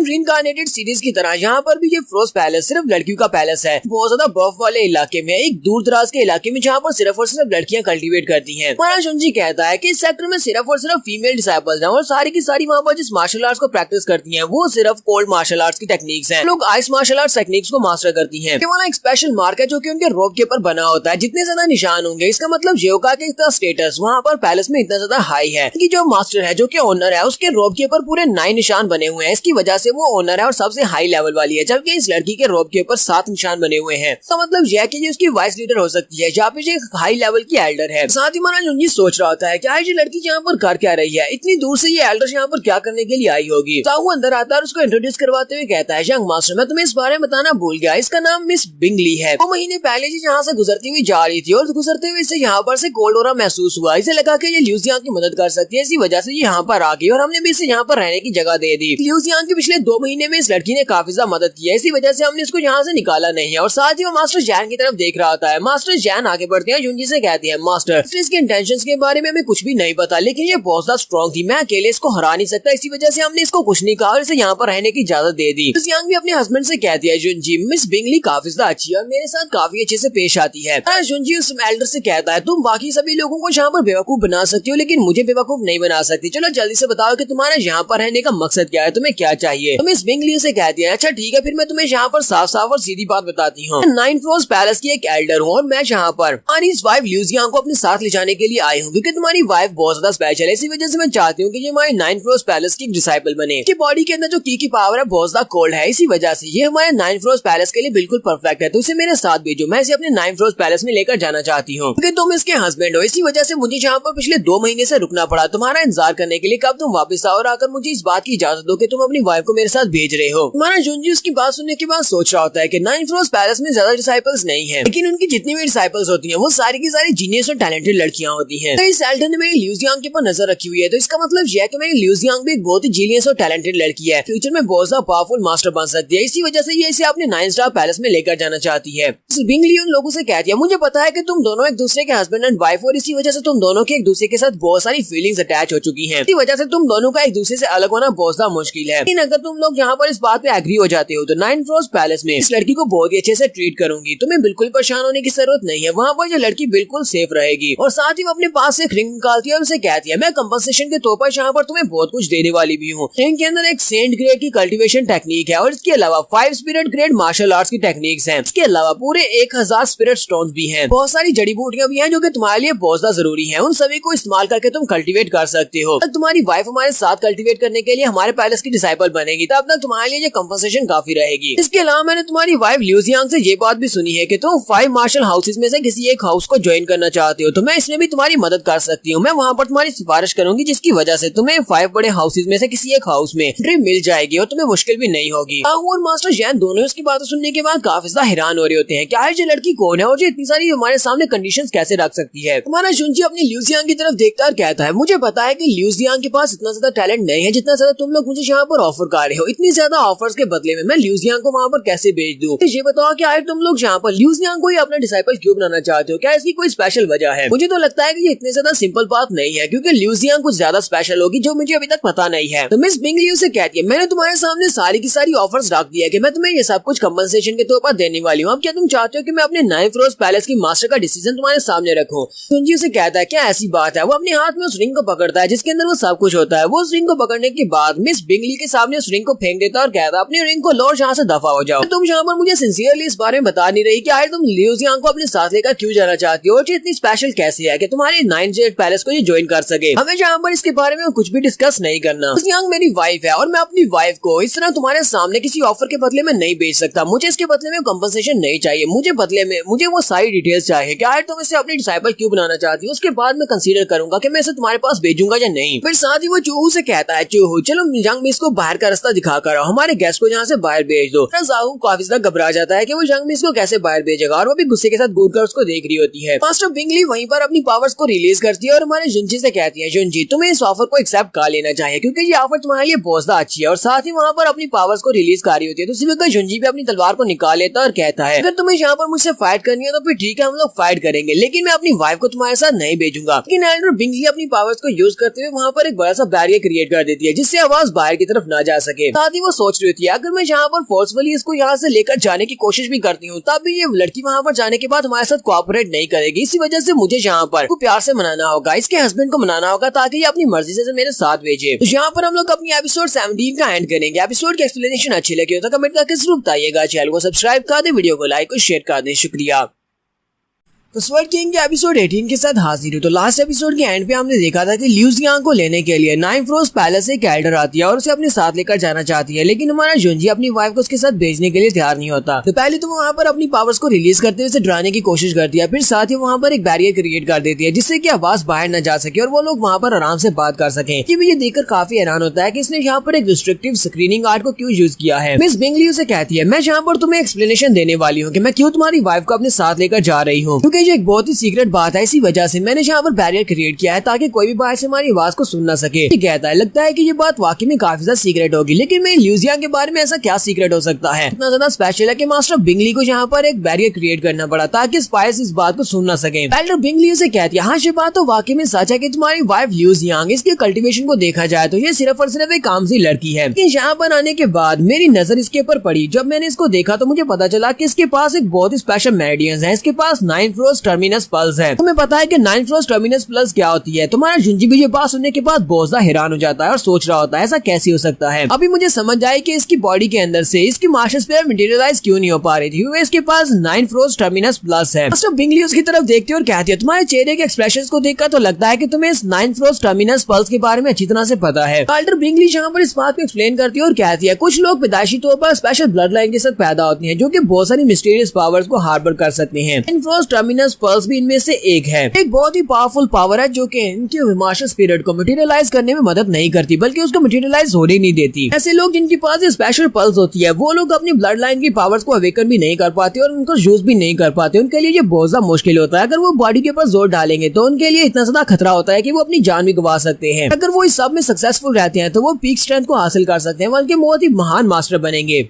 जब एक बार 9 रोज टर्मिनस पल्स एक्टिवेट होती है तो इसके एक्टिवेट होने से इंसान की बॉडी के अंदर से बहुत सारी फ्रोस्टें निकलती है जो कि अनलिमिटेड होती है। अगर इसको कंट्रोल ना किया जाए तो आसपास के तकरीबन 10 किलोमीटर के रेडियस में जितनी भी चीजें हैं वो सारी की सारी एक आइस हेल में कम्प्लीटली एनग्रेव्ड हो जाएंगी। वो सारी की सारी वहाँ पर आइस को कंट्रोल नहीं कर पाएगा, आइस को एक्टिवेट करेगा। मिस बिंगली कहती है तुम्हारी वाइफ की एज बिल्कुल परफेक्ट है। इस एज में अगर ये कल्टीवेशन को स्टार्ट करती है तो ये बहुत ही जल्दी इसको मास्टर करना सीख लेगी और अपनी 9 टर्मिनस पल्स को एक्टिवेट करने के बाद ये सक्सेसफुली पीक एक्सपर्ट बन सकती है। इसलिए मैं चाहती हूँ कि तुम इसे 9 रोज पैलेस में मेरे साथ भेजो। वहाँ के डिसाइपल बनने के बाद से वहाँ पर बहुत सारे मौके मिलेंगे, ये अच्छे से कल्टीवेट कर पाएगी और हम लोग इसका बहुत ज्यादा ध्यान रखेंगे। हमारा शुंजी उसे कहता है तो कहीं ऐसा तो नहीं है कि तुम्हारे 9 रोज पैलेस वालों के पास 9 रोज टर्मिनस पल्स की आज मौजूद है, तुम लोग इसको ठीक कर सकते हो? वो उसे कहती है हाँ हम लोग इसको ठीक कर सकते हैं। वो उसे बताती है कि हमारे 9 रोज पैलेस की इस वक्त जो ओनर जो मास्टर है उसके पास भी इसी तरह की पल्स वाली बॉडी थी। उसके पास भी बहुत ज्यादा स्पेशल ब्लड लाइन की पावर थी। उन्हें वहाँ पर उसकी बॉडी को कंट्रोल किया है जिसकी वजह से वो इसकी मदद कर सकती है। उसके क्योंकि इस बात का एक्सपीरियंस है इसी वजह से वो इसको भी ठीक कर सकती है। इसी वजह से इसे वहाँ पर जाकर ब्लड जेड के ऊपर बैठकर कल्टीवेट करना होगा। हमारा जुंजी से कहता है क्या तुम्हें लगता है कि टर्मिनस फ्रोज ब्लड जेड ये मदद करेगा इसकी बॉडी के अंदर से इसकी ब्लड लाइन को सप्रेस करने के लिए? पर मुझे तो ऐसा नहीं लगता। तुम यहाँ पर जिस ब्लड जेड की बात कर रही हो वो फ्रोज की को सप्रेस नहीं करता बल्कि उसको एब्जॉर्ब करता है। तो इसके लिए तुम्हें पहले उस बंदे के कंसेंट भी लेने पड़ते हैं क्योंकि ये बहुत ही खतरनाक प्रोसेस है और साथ इसमें बहुत ज्यादा टाइम भी लगता है। बिंगली भी हैरान होती है और कहती है तुम्हें सब के बारे में कैसे पता चला? तुम्हें इतनी सारी नॉलेज कहाँ से मिली है? कहता है तुम्हें सब के बारे में सोचने की जरूरत नहीं है। ये बताओ कि तुम्हें कितना ज्यादा अरसा लगेगा उस ब्लड जेड को यूज करते हुए मेरी वाइफ की बॉडी के अंदर इस 9 जेड टर्मिनस पल्स को कैसे डीएक्टिवेट करने में? कहती है मुझे लगता है कि कम से कम 30 साल तो लगेंगे। 30 साल का सुनते ही हमारी लिu जियांग काफी ज्यादा घबरा जाती है और कहती है 30 साल? मैं 30 साल वहाँ पर जाकर रहने वाली हूँ। लिu जियांग अपनी एल्डर से पूछती है एल्डर मुझे ये बताएं अगर मैं आपकी इस बात को मान जाती हूँ कि मैं आपके साथ वहाँ पर जाने को तैयार हूँ, क्या आप मेरे जुंजी को भी मेरे साथ आने देंगे? क्या मेरा जुंजी वहाँ पर आ सकता है? वो उसे कहती है नहीं, हमारे 9 रोज पैलेस में सिर्फ और सिर्फ लड़कियां हैं, वहाँ पर किसी भी मर्द को आने की इजाजत नहीं है। इसी बात ये है कि तुम्हें वहाँ पर जाकर सिर्फ और सिर्फ अपनी कल्टीवेशन के ऊपर फोकस करना पड़ेगा और इसके लिए तुम्हारा हार्ट बिल्कुल साफ होना चाहिए। तुम्हारे हार्ट में जुंजी भी नहीं होना चाहिए। इस वजह से हम लोग किसी को भी वहाँ पर तुम्हारे साथ लेकर नहीं जा सकते। मिस बिंगली उसे कहती है चलो जल्दी से यहाँ पर फैसला करो, अगर तुम मेरे साथ अभी यहाँ से निकलती हो हम लोग 9 रोज पैलेस में जाएंगे, वहाँ पर तुम कल्टीवेट करोगे और मुझे लगता है कि 30 साल के बाद तुम वापस से अपने जुंजी के पास आ सकती हो और 30 साल के बाद तुम दोनों यहाँ पर एक बहुत ही हंसी खुशी जिंदगी गुजार सकते हो। लेकिन अगर तुम मेरे साथ नहीं जाती हो और यहीं यहीं पर रहती हो तो फिर मुझे लगता है कि स्पेशल पावर की वजह से तुम सिर्फ आधे साल में यानी 6 महीने में मारी जाओगी। लिu जियांग चलो जल्दी से यहाँ पर फैसला करो कि तुम क्या करना चाहती हो। लिu जियांग वहीं पर रोना शुरू कर देती है और कहती है मैं अपने हस्बैंड को छोड़कर नहीं जा सकती, मैं अपने जुंजी को छोड़कर नहीं जाऊंगी। लिu जियांग कहती है अपने हस्बैंड को पूरे 30 साल तक ना देखना ये तो मौत से भी बदतर है, इसी वजह से मैं आपके साथ नहीं जा सकती। अगर मैं यहाँ पर 6 महीने जिंदा रहकर अपने हस्बैंड के साथ रह सकती हूँ तो मैं यहाँ पर रहना पसंद करूंगी। फिर वो जुंजी से कहती है जुंजी जहाँ पर जो भी डिसीजन लेगा मैं उसको फॉलो करूंगी, अगर वो चाहता है कि मैं इसके साथ जाऊँ तो फिर मैं 30 साल के लिए उसके साथ जाने को तैयार हूँ। जुंजी आगे बढ़ता है और उसका हाथ पकड़ता है और उसे कहता है नाइन फ्रोस्ट पैलेस वालों की इंटेंशंस बहुत ज्यादा अच्छी हैं, ये सिर्फ और सिर्फ तुम्हारी जान बचाना चाहते हैं, उन्हें एक डिसाइपल चाहिए। लेकिन साथ ही वो मिस बिंगली से कहता है मिस बिंगली आपकी इंटेंशंस अच्छी हैं लेकिन आप यहाँ से चली जाए, मैं अपनी वाइफ को तुम्हारे साथ नहीं भेजूंगा। सुनते मिस बिंगली काफी ज्यादा गुस्सा हो जाती है और उसे चिल्लाकर कहती है नाइन फ्रोस्ट पैलेस तुम्हारी हेल्प कर सकता है, क्या तुम चाहते हो कि तुम्हारी वाइफ यहाँ पर 6 महीने में मारी जाए? तुम यहाँ पर चाहे जो भी कर लो 1 साल के अरसे में तुम इसको नहीं बचा पाओगे, ये मारी जाएगी। यहाँ पर केयरफुली इस बारे में सोचना चाहिए, क्या तुम वाकई में इसको मरा हुआ देखना चाहते हो, क्या तुम इसको बचाना नहीं चाहते? जुंजी उसे कहता है मैं अपनी वाइफ को यहाँ पर मरने तो बिल्कुल भी नहीं दूंगा, मैं अपनी वाइफ को अपने से दूर जाने दूंगा, मैं इसे हमेशा अपने पास रखूंगा, इसी वजह से इसके सारे दर्द को आधा मैं बांट लूंगा, हम दोनों मिलकर इसको सबको फेस करेंगे। एक बात यहाँ पर 9 टर्मिनस पल्स की तो इसको मैं खुद से क्योर कर लूंगा, मैं इसका कोई ना कोई इलाज जरूर ढूंढ लूंगा। बिंगली से कहती है क्या तुम्हें लगता है कि तुम इसका कोई ना कोई तरीका ढूंढ सकते हो? ठीक है फिर ऐसी कर लेते हैं। फिर साथ ही वो से कहती है क्वालिफिकेशंस तुम्हारे पास है, तुम्हें क्या लगता है कि तुम इसकी बीमारी का इलाज ढूंढ सकते हो? मुझे तो यहाँ पर तुम्हारी बात के ऊपर भी हंसी आ रही है, इस बारे में जरा भी अंदाजा नहीं है कि 9 टर्मिनस पल्स कितनी ज्यादा पावरफुल हो सकती है। तुम्हारे जैसा एक मेंढक जो कि कुएं में बैठा हुआ है वो इस दुनिया के बारे में क्या जानता है? साथ ही वो से कहती है लेकिन इस तरह भी ज्यादा अच्छा है कि 2-4 महीने के बाद जब 9 टर्मिनस पल्स अपनी पीक पर पहुंच जाएगी और तुम्हारी वाइफ मरने वाली होगी, उसके बाद तुम मेरे पास भीख मांगते हुए आओगे मैं तुम्हारी वाइफ को बचा लूं, उसके बाद हम लोग तुम्हें कुछ भी ऑफर नहीं करेंगे और तुम्हारी वाइफ को बचाने के बदले में तुम्हें कुछ भी नहीं मिलेगा। साथ ही मिस बिंगली वहाँ से चली जाती है। मिस बिंगली के वहाँ से चले जाने के बाद हमारा जुंजी अपनी वाइफ से पूछता है कहीं तुम्हें ऐसा तो नहीं लगता कि मैं बहुत ज्यादा सेल्फिश हूँ जो तुम्हें वहाँ पर जाने नहीं दे रहा? लिu जियांग उसे कहती है मुझे अपने हस्बैंड के ऊपर पूरा भरोसा है कि तुम कोई ना कोई इलाज जरूर ढूंढ लोगे, तुम कोई ना कोई ऐसा तरीका ढूंढ लोगे जिससे मेरी जान बचाई जा सके। हमारा जुंजी से कहता है मेरे ऊपर इतना ज्यादा भरोसा करने के लिए तुम्हारा बहुत बहुत शुक्रिया, मैं जो कुछ भी हो सकेगा वो जरूर करूंगा तुम्हारी जान बचाने के लिए। सीन ज़ीफेंग सिटी का दिखाया जाता है 100 ट्रेजर पवेलियन का। जुंजी कहता है तो फिलहाल के लिए मैं इससे ज्यादा कुछ भी नहीं कर सकता, मैं जहाँ पर सिर्फ कुछ पिल्स को यूज करते हुए जो उनकी बॉडी के अंदर जो फ्रोस्ट किया उसको सुप्रेस कर सकता हूँ और उसके लिए मुझे कुछ पिल्स बनाना होगी और उन पिल्स को बनाने के लिए मिस जूजान की मदद की जरूरत पड़ेगी और वो 100 ट्रेजर पवेलियन में पहुंच जाता है। वो कहता है मुझे मिस जूजान की एबिलिटीज को बारो करना पड़ेगा, अपनी वाइफ को भी अपने साथ लेकर आया होता है। वो वहाँ पर पहुंचता है, रिसेप्शन वाली लड़की से कहता है मुझे मिस जूजान से मिलना है, जाकर उसे बताओ कि मैं जहाँ पर हूँ। रिसेप्शन वाली लड़कियां उसे कहती है सर हमें माफ करना, हम लोग इस वक्त मिस किन को वहाँ पर डिस्टर्ब नहीं कर सकते क्योंकि वो एक बहुत ही इंपॉर्टेंट मीटिंग में है, वो किसी से बात कर रही है प्राइवेट रूम में, वजह से आप उनसे नहीं मिल सकते, आप इंतजार कर सकते हैं। जुनियर से कहता है जाओ जाकर उसको बताओ कि चू जिंगजुन जहाँ पर आया है, लोग जब उसे मेरा नाम बताओगी तो वो खुद ही इस मीटिंग को कैंसिल करके बाहर आ जाएगी। तो वो दोनों लड़कियां एक दूसरे की तरफ देख रही होती है कि अब हम लोग क्या करें। हाँ ये बात तो ठीक है कि ये मास्टर चू है लेकिन हम लोग जाकर उसको इस बारे में नहीं बता सकते क्योंकि मैडम बहुत सा गुस्सा हो जाएंगी। रिसेप्शन वाली लड़कियां युंजी से कहती है लेकिन हमारी मिस ने हमें कहा था कि कोई भी उनको डिस्टर्ब ना करे चाहे कोई भी हो, जैसे हम लोग आपको अंदर जाने नहीं दे सकते, प्लीज उनको डिस्टर्ब मत करें। युंजी टेबल पर हाथ मारता है और उसे कहता है अगर तुम्हें लगता है कि मिस किन तुम्हारे पर गुस्सा होंगी तो ये सारी की सारी रिस्पॉन्सिबिलिटी मैं उठाता हूँ, तुम जाओ जाकर अपनी मिस किन को मेरे बारे में इन्फॉर्म करो। दोनों ही लड़कियां फिर से वहाँ पर डर जाती है और एक दूसरे की तरफ देख रही होती है जबकि बाकी के सभी लोग भी सोच रहे होते हैं क्या है ये लड़का कौन है और जहाँ पर मिस किन से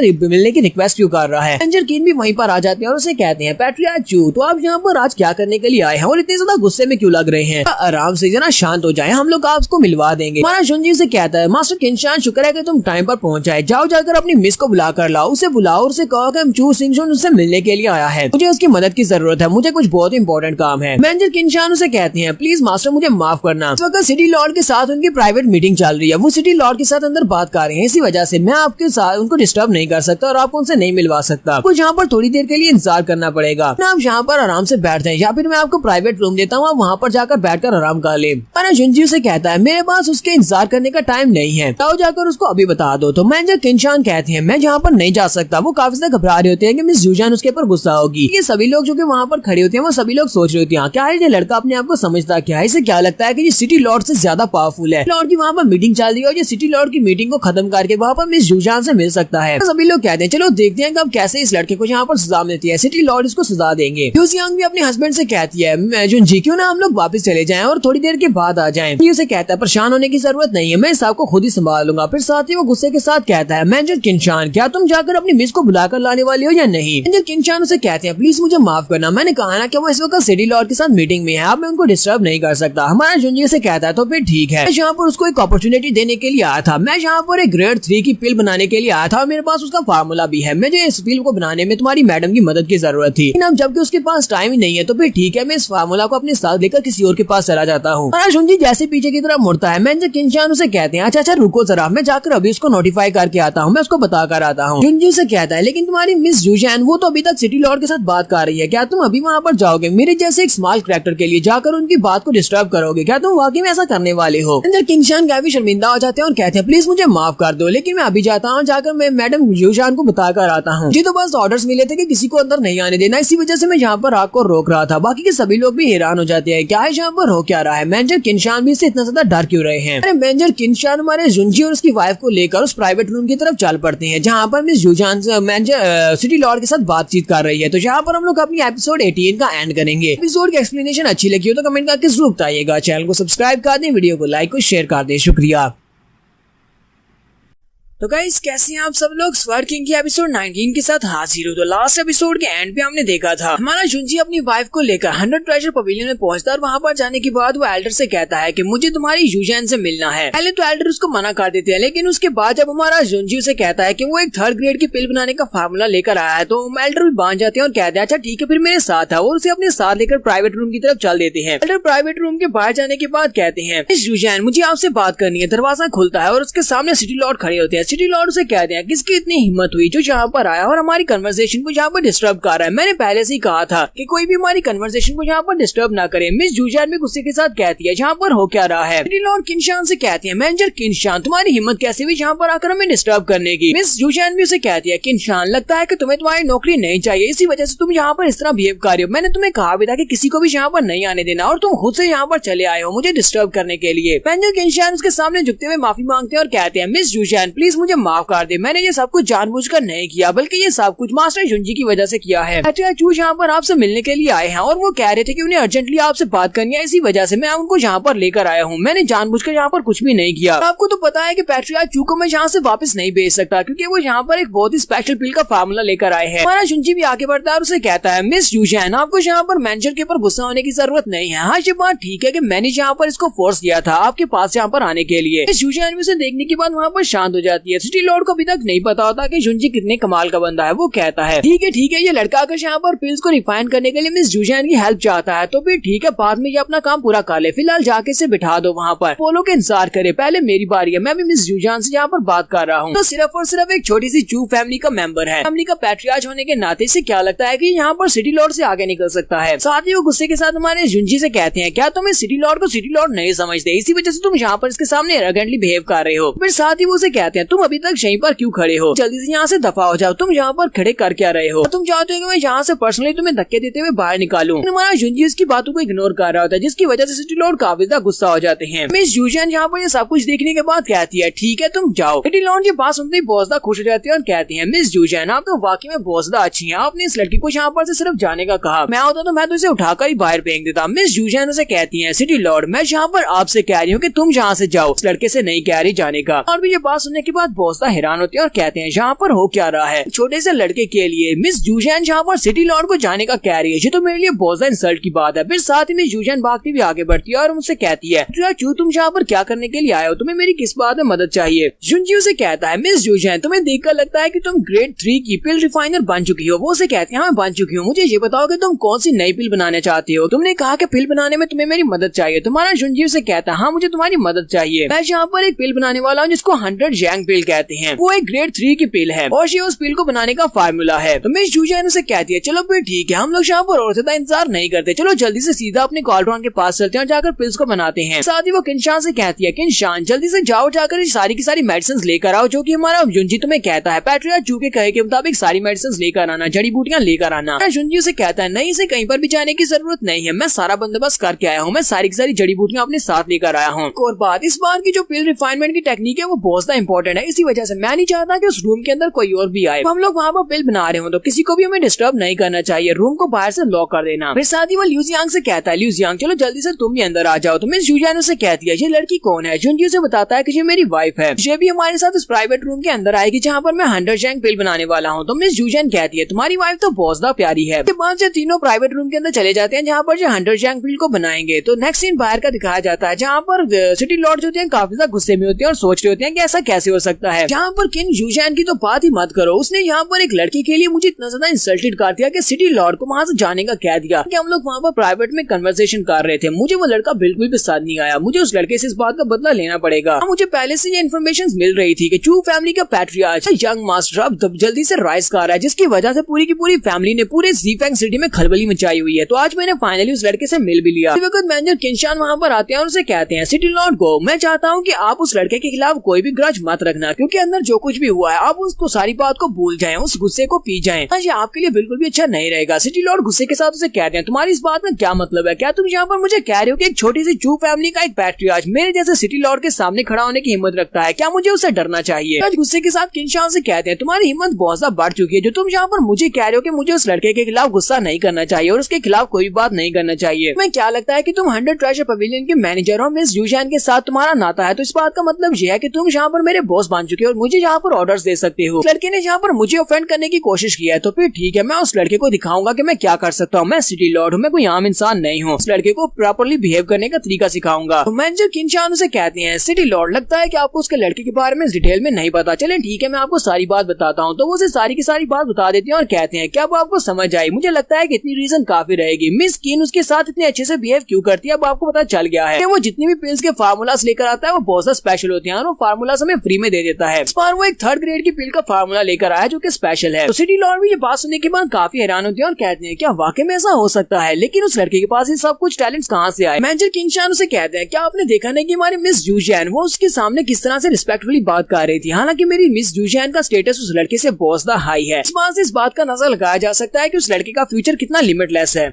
तो सिटी लॉर्ड उसकी बात सुनने के बाद चाल देते हैं और साथ ही सोच रहे होते हैं मैंने उस लड़की के साथ बदतमीजी से बात की, मुझे लगता है कि मुझे यहाँ पर कुछ ना कुछ तो करना पड़ेगा ताकि मैं उस लड़के के खिलाफ ना हूँ और वो लड़का मेरे पर गुस्सा ना हो, कि उसे कुछ गिफ्ट देना पड़ेंगे। और वो सोचते सोचते वहाँ से चले जाते हैं। यहीं से नेक्स्ट सीन में शुई फैमिली का दिखाया जाता है। तो शुई फैमिली के पैट्रियार्च का जो छोटा भाई होता है वो अपने बड़े भाई को बता रहा होता है कि मैंने अभी भी सुना है जुनजी अपनी वाइफ को अपने साथ लेकर 100 ट्रेजर पवेलियन में गया था और वहाँ पर जाकर उसने काफी ज्यादा मैस क्रिएट कर दी। वहाँ पर मिस जुजियान अपने प्राइवेट रूम में सिटी लॉर्ड के साथ बात कर रही थी, लेकिन उसने वहाँ पर जाकर कुछ ऐसी धमकी दी कि उसे अपनी प्राइवेट मीटिंग को खत्म करना पड़ा और सिटी लॉर्ड को भी वहाँ से जाना पड़ा। के बाद वो मिस जुजियान के साथ प्राइवेट रूम के अंदर चला गया है कुछ पिल्स को बनाने के लिए। अब क्या एक दूसरे एल्डर उन लोगों से कहते हैं। तो यहाँ पर हैरान करने वाली बात तो ये है इस लड़के ने वहाँ पर सिटी लॉर्ड को काफी ज्यादा गुस्सा दिला दिया था, लेकिन उनके गुस्सा होने की बजाय उन लोगों ने काफी सारे गिफ्ट हमारे पैट्रियार्च चू यानी कि हमारे जुंजी को वहाँ पर भिजवा दिए। इस बात का क्या मतलब हो सकता है, क्या सिटी लॉर्ड भी उनके साथ मिल चुके हैं? क्योंकि अगर सिटी लॉर्ड उस लड़के के साथ मिल चुके हैं तो इसका मतलब यह है कि पूरा ज़ीफेंग सिटी उस लड़के के साथ है। शुई फैमिली अब यहाँ पर बिल्कुल अकेली रह चुकी है, हमें कुछ ना कुछ तो करना पड़ेगा। वैसे एक एल्डर कहता है मैंने यहाँ पर एक और बात भी सुनी है, मैंने सुना है कि उस लड़के का कल्टीवेशन लेवल टेम्परिंग के 8th लेवल तक पहुंच चुका है। तो शुई कियान सभी की बातें सुनने के बाद गुस्सा हो जाती है और चिल्लाकर कहती है तुम सभी लोग अपनी बकवास बंद करो, तुम सभी लोग यहाँ पर सिर्फ और सिर्फ उस लड़के की तारीफें किए जा रहे हो। इस बात से कोई भी फर्क नहीं पड़ता कि अगर उस लड़के को यहाँ पर इतनी सारी सपोर्ट मिल चुकी है, काफी सारी फैमिलीज उसके साथ मिल चुकी है, लेकिन फिर भी वो सिर्फ और सिर्फ एक कचरा ही रहेगा, सिर्फ और सिर्फ शॉर्ट मूवमेंट की ग्लोरी है। हमारी शुई फैमिली के लेवल तक कोई भी नहीं पहुँच सकता। हमारी शुई फैमिली ज़ीफेंग सिटी की नंबर 1 फैमिली थी और हमेशा रहेगी। और रही बात यहाँ पर उस लड़के को हराने की, एक बार मैं 5 हाउसेज के कंपटीशन में जाकर चैंपियन बन जाऊँ, उसके बाद देखना 5 बड़े मार्शल हाउसेज में से कोई एक फैमिली अपने लिए एक स्टूडेंट के तौर पर चूज करेगी, तो उसके बाद ज़ीफेंग सिटी में हमारा नाम होगा। उस लड़के को कोई भी नहीं जानेगा, बाकी के सभी लोग भी हमारे साथ ताल्लुक रखना चाहेंगे। पर एक और लड़का होता है वो उन लोगों से कहता है लेकिन जिस तरह से उस लड़के की कल्टीवेशन बढ़ती जा रही है, अगर वो भी उस कंपटीशन में जाता है और जाकर किसी 5 बड़े हाउसेज में से किसी एक मार्शल हाउस को ज्वाइन कर लेता है या उसे स्टूडेंट के तौर पर सिलेक्ट कर लेते हैं, तो फिर क्या होगा? शुई कियान भी सोच रही होती है जिस स्पीड के साथ उस लड़के की कल्टीवेशन स्पीड बढ़ रही है, मुझे लगता है कि इस बारे में कहना गलत होगा कि वो भी इस कंपटीशन में हिस्सा ले सकता है। शुई कियान ने सभी लोगों से कह दिया तुम सभी को अच्छी तरह से पता है कि कल्टीवेशन के दौरान कोई भी शॉर्टकट्स नहीं चलते, हमें बहुत ज्यादा मेहनत करने के बाद ही अपने आप को लेवल अप करना पड़ता है। वो लड़का बड़ी स्पीड के साथ अपने आप को लेवल अप कर रहा है, इसका मतलब ये है कि वो शॉर्टकट्स को यूज कर रहा है, वो बहुत सारी पिल्स को यूज कर रहा होगा जिनके साइड इफेक्ट्स भी होंगे। जब तक मैं जहाँ पर हूँ इस कंपटीशन में हिस्सा लेने वाली हूँ, तब तब तक वो लड़का इस बारे में भूल जाए कि वो 5 बड़े हाउसेस में से अपने आप को डिसाइपल के तौर पर सिलेक्ट करवा पाएगा। सेक्टर पैट्रियार्च उन लोगों से कहते हैं हम लोग फिलहाल के लिए इस बारे में बात नहीं कर सकते, हमें उस लड़की के बारे में नहीं सोचना चाहिए, सिलेक्शन के बारे में सोचना चाहिए क्योंकि कंपटीशन बहुत ही जल्दी होने वाला है। हम लोग जुनमैंग मार्शल हाउस वालों से बात करते हैं, लोग इस कंपटीशन के साथ टैम्पर करें और हमारी शुई कियान को आसानी के साथ एक हाउस में स्टूडेंट के तौर पर सिलेक्ट कर लिया जाए। तो वो लोग कहते हैं हमें फिलहाल के लिए पैट्रियार्च चू के बारे में सोचना बंद करना होगा और हमें उनके टाउन के बारे में सोचना होगा क्योंकि इस वक्त वो अपने टाउन में मौजूद नहीं है। उनका टाउन बहुत ही जल्दी एक्सपैंड करता जा रहा है और राइज कर रहा है। क्या तुमने देखा नहीं, उन्होंने अपने सारे पुराने घरों को तोड़कर नए घर बना लिए हैं और फ्यूचर में वो हमारे लिए बहुत बड़ा खतरा बन सकते हैं। तो हमें सबसे पहले उनके घरों को वहाँ पर तोड़ना होगा और सभी लोगों के हौसले भी तोड़ने होंगे। एल्डर उन लोगों से कहते हैं इससे पहले कि चू फैमिली वाले अपने पास कुछ एल्डर्स को रिक्रूट कर ले और उनके पास भी एल्डर्स आ जाएं, हमें उनको दोबारा से डिस्ट्रॉय करना होगा।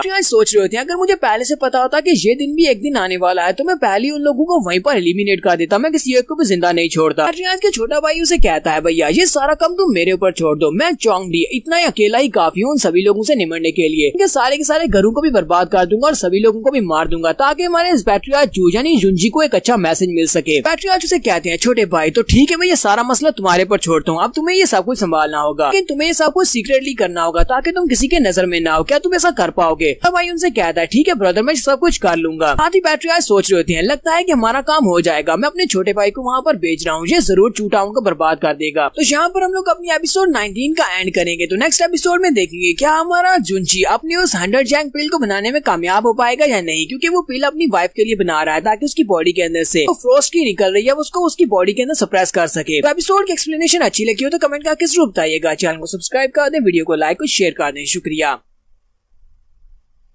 तो गाइस कैसे हैं आप सब लोग? स्वर्ड किंग के एपिसोड 20 के साथ हाजिर हूँ। तो लास्ट एपिसोड के एंड पे हमने देखा था कि शुई फैमिली के पैट्रियार्च अपने छोटे भाई चोंगडी को ये काम देते हैं। वो कहते हैं कि तुम्हें जाकर चू टाउन को बर्बाद करना है और ये काम सीक्रेटली करना कि हमारी शुई फैमिली के ऊपर इल्जाम न आए। इस एपिसोड की शुरुआत में हमें प्राइवेट रूम का सीन दिखाया जाता है। यहाँ पर मिस जूशियन और हमारा जुंजी वो दोनों पिल्स बनाने की कोशिश कर रहे हैं। तो वहाँ पर वो लोग पिल्स बनाते हैं, वो बार बार पिल्स बना रहे होते हैं लेकिन उनकी प्योरिटी उन्हें हासिल नहीं हो रही होती। 10 दिन उस प्राइवेट रूम के अंदर गुजारने के बाद मिस जूशियन के हाथ में एक पिल होती है। मिस जूशियन कहती है जरा इस पिल को चेक करो। तो हमारा जिस पिल को चेक करके कहता है वाली पिल तकरीबन 30 या 40% तक ठीक है लेकिन हमें और ज्यादा बनानी पड़ेगी क्योंकि ये इतनी भी ज्यादा अच्छी नहीं है। चलो ठीक है इसको फिर भी एक्सेप्टेबल कहा जा सकता है। यूजियन को इस बात से काफी गुस्सा आता है। फिर साथ ही वो कहती है मैंने इस पिल को तुम्हारी गाइडेंस से बनाया है, जैसे जैसे तुम मुझे बताते रहे हो मैंने वैसे वैसे ही किया। यानी यहाँ पर तुम्हारी गाइडेंस में गलती है या फिर मेरे एक्सपीरियंस में गलती है। मुझे तो लगता है कि तुम्हारी गाइडेंस में ही गलती है, इसी वजह से ये पिल इस तरह की बनी है। वो उस पिल को बॉटल के अंदर रख लेती है और उसे कहती है अगर मेरे मास्टर को इस बारे में पता चल जाए कि तुमने यहाँ पर मुझे एक 3rd ग्रेड की पिल बनाने का फार्मूला दिया है और तुम्हारे पास पिल बनाने के बहुत सारे फार्मूलाज हैं, मास्टर तो बहुत ज्यादा शॉक्ड हो जाएंगे। इसी के साथ ही मिस जूशियन जब हमारे जुंजी की तरफ देखती है तो बहुत ज्यादा हैरान हो जाती है और बाकी भी उसके पास जाती है और कहती है ये क्या तुमने ब्रेक थ्रू कर लिया? सिर्फ और सिर्फ 10 दिन में यहाँ पर खड़े रहकर तुमने ब्रेक थ्रू कैसे कम्प्लीट कर लिया?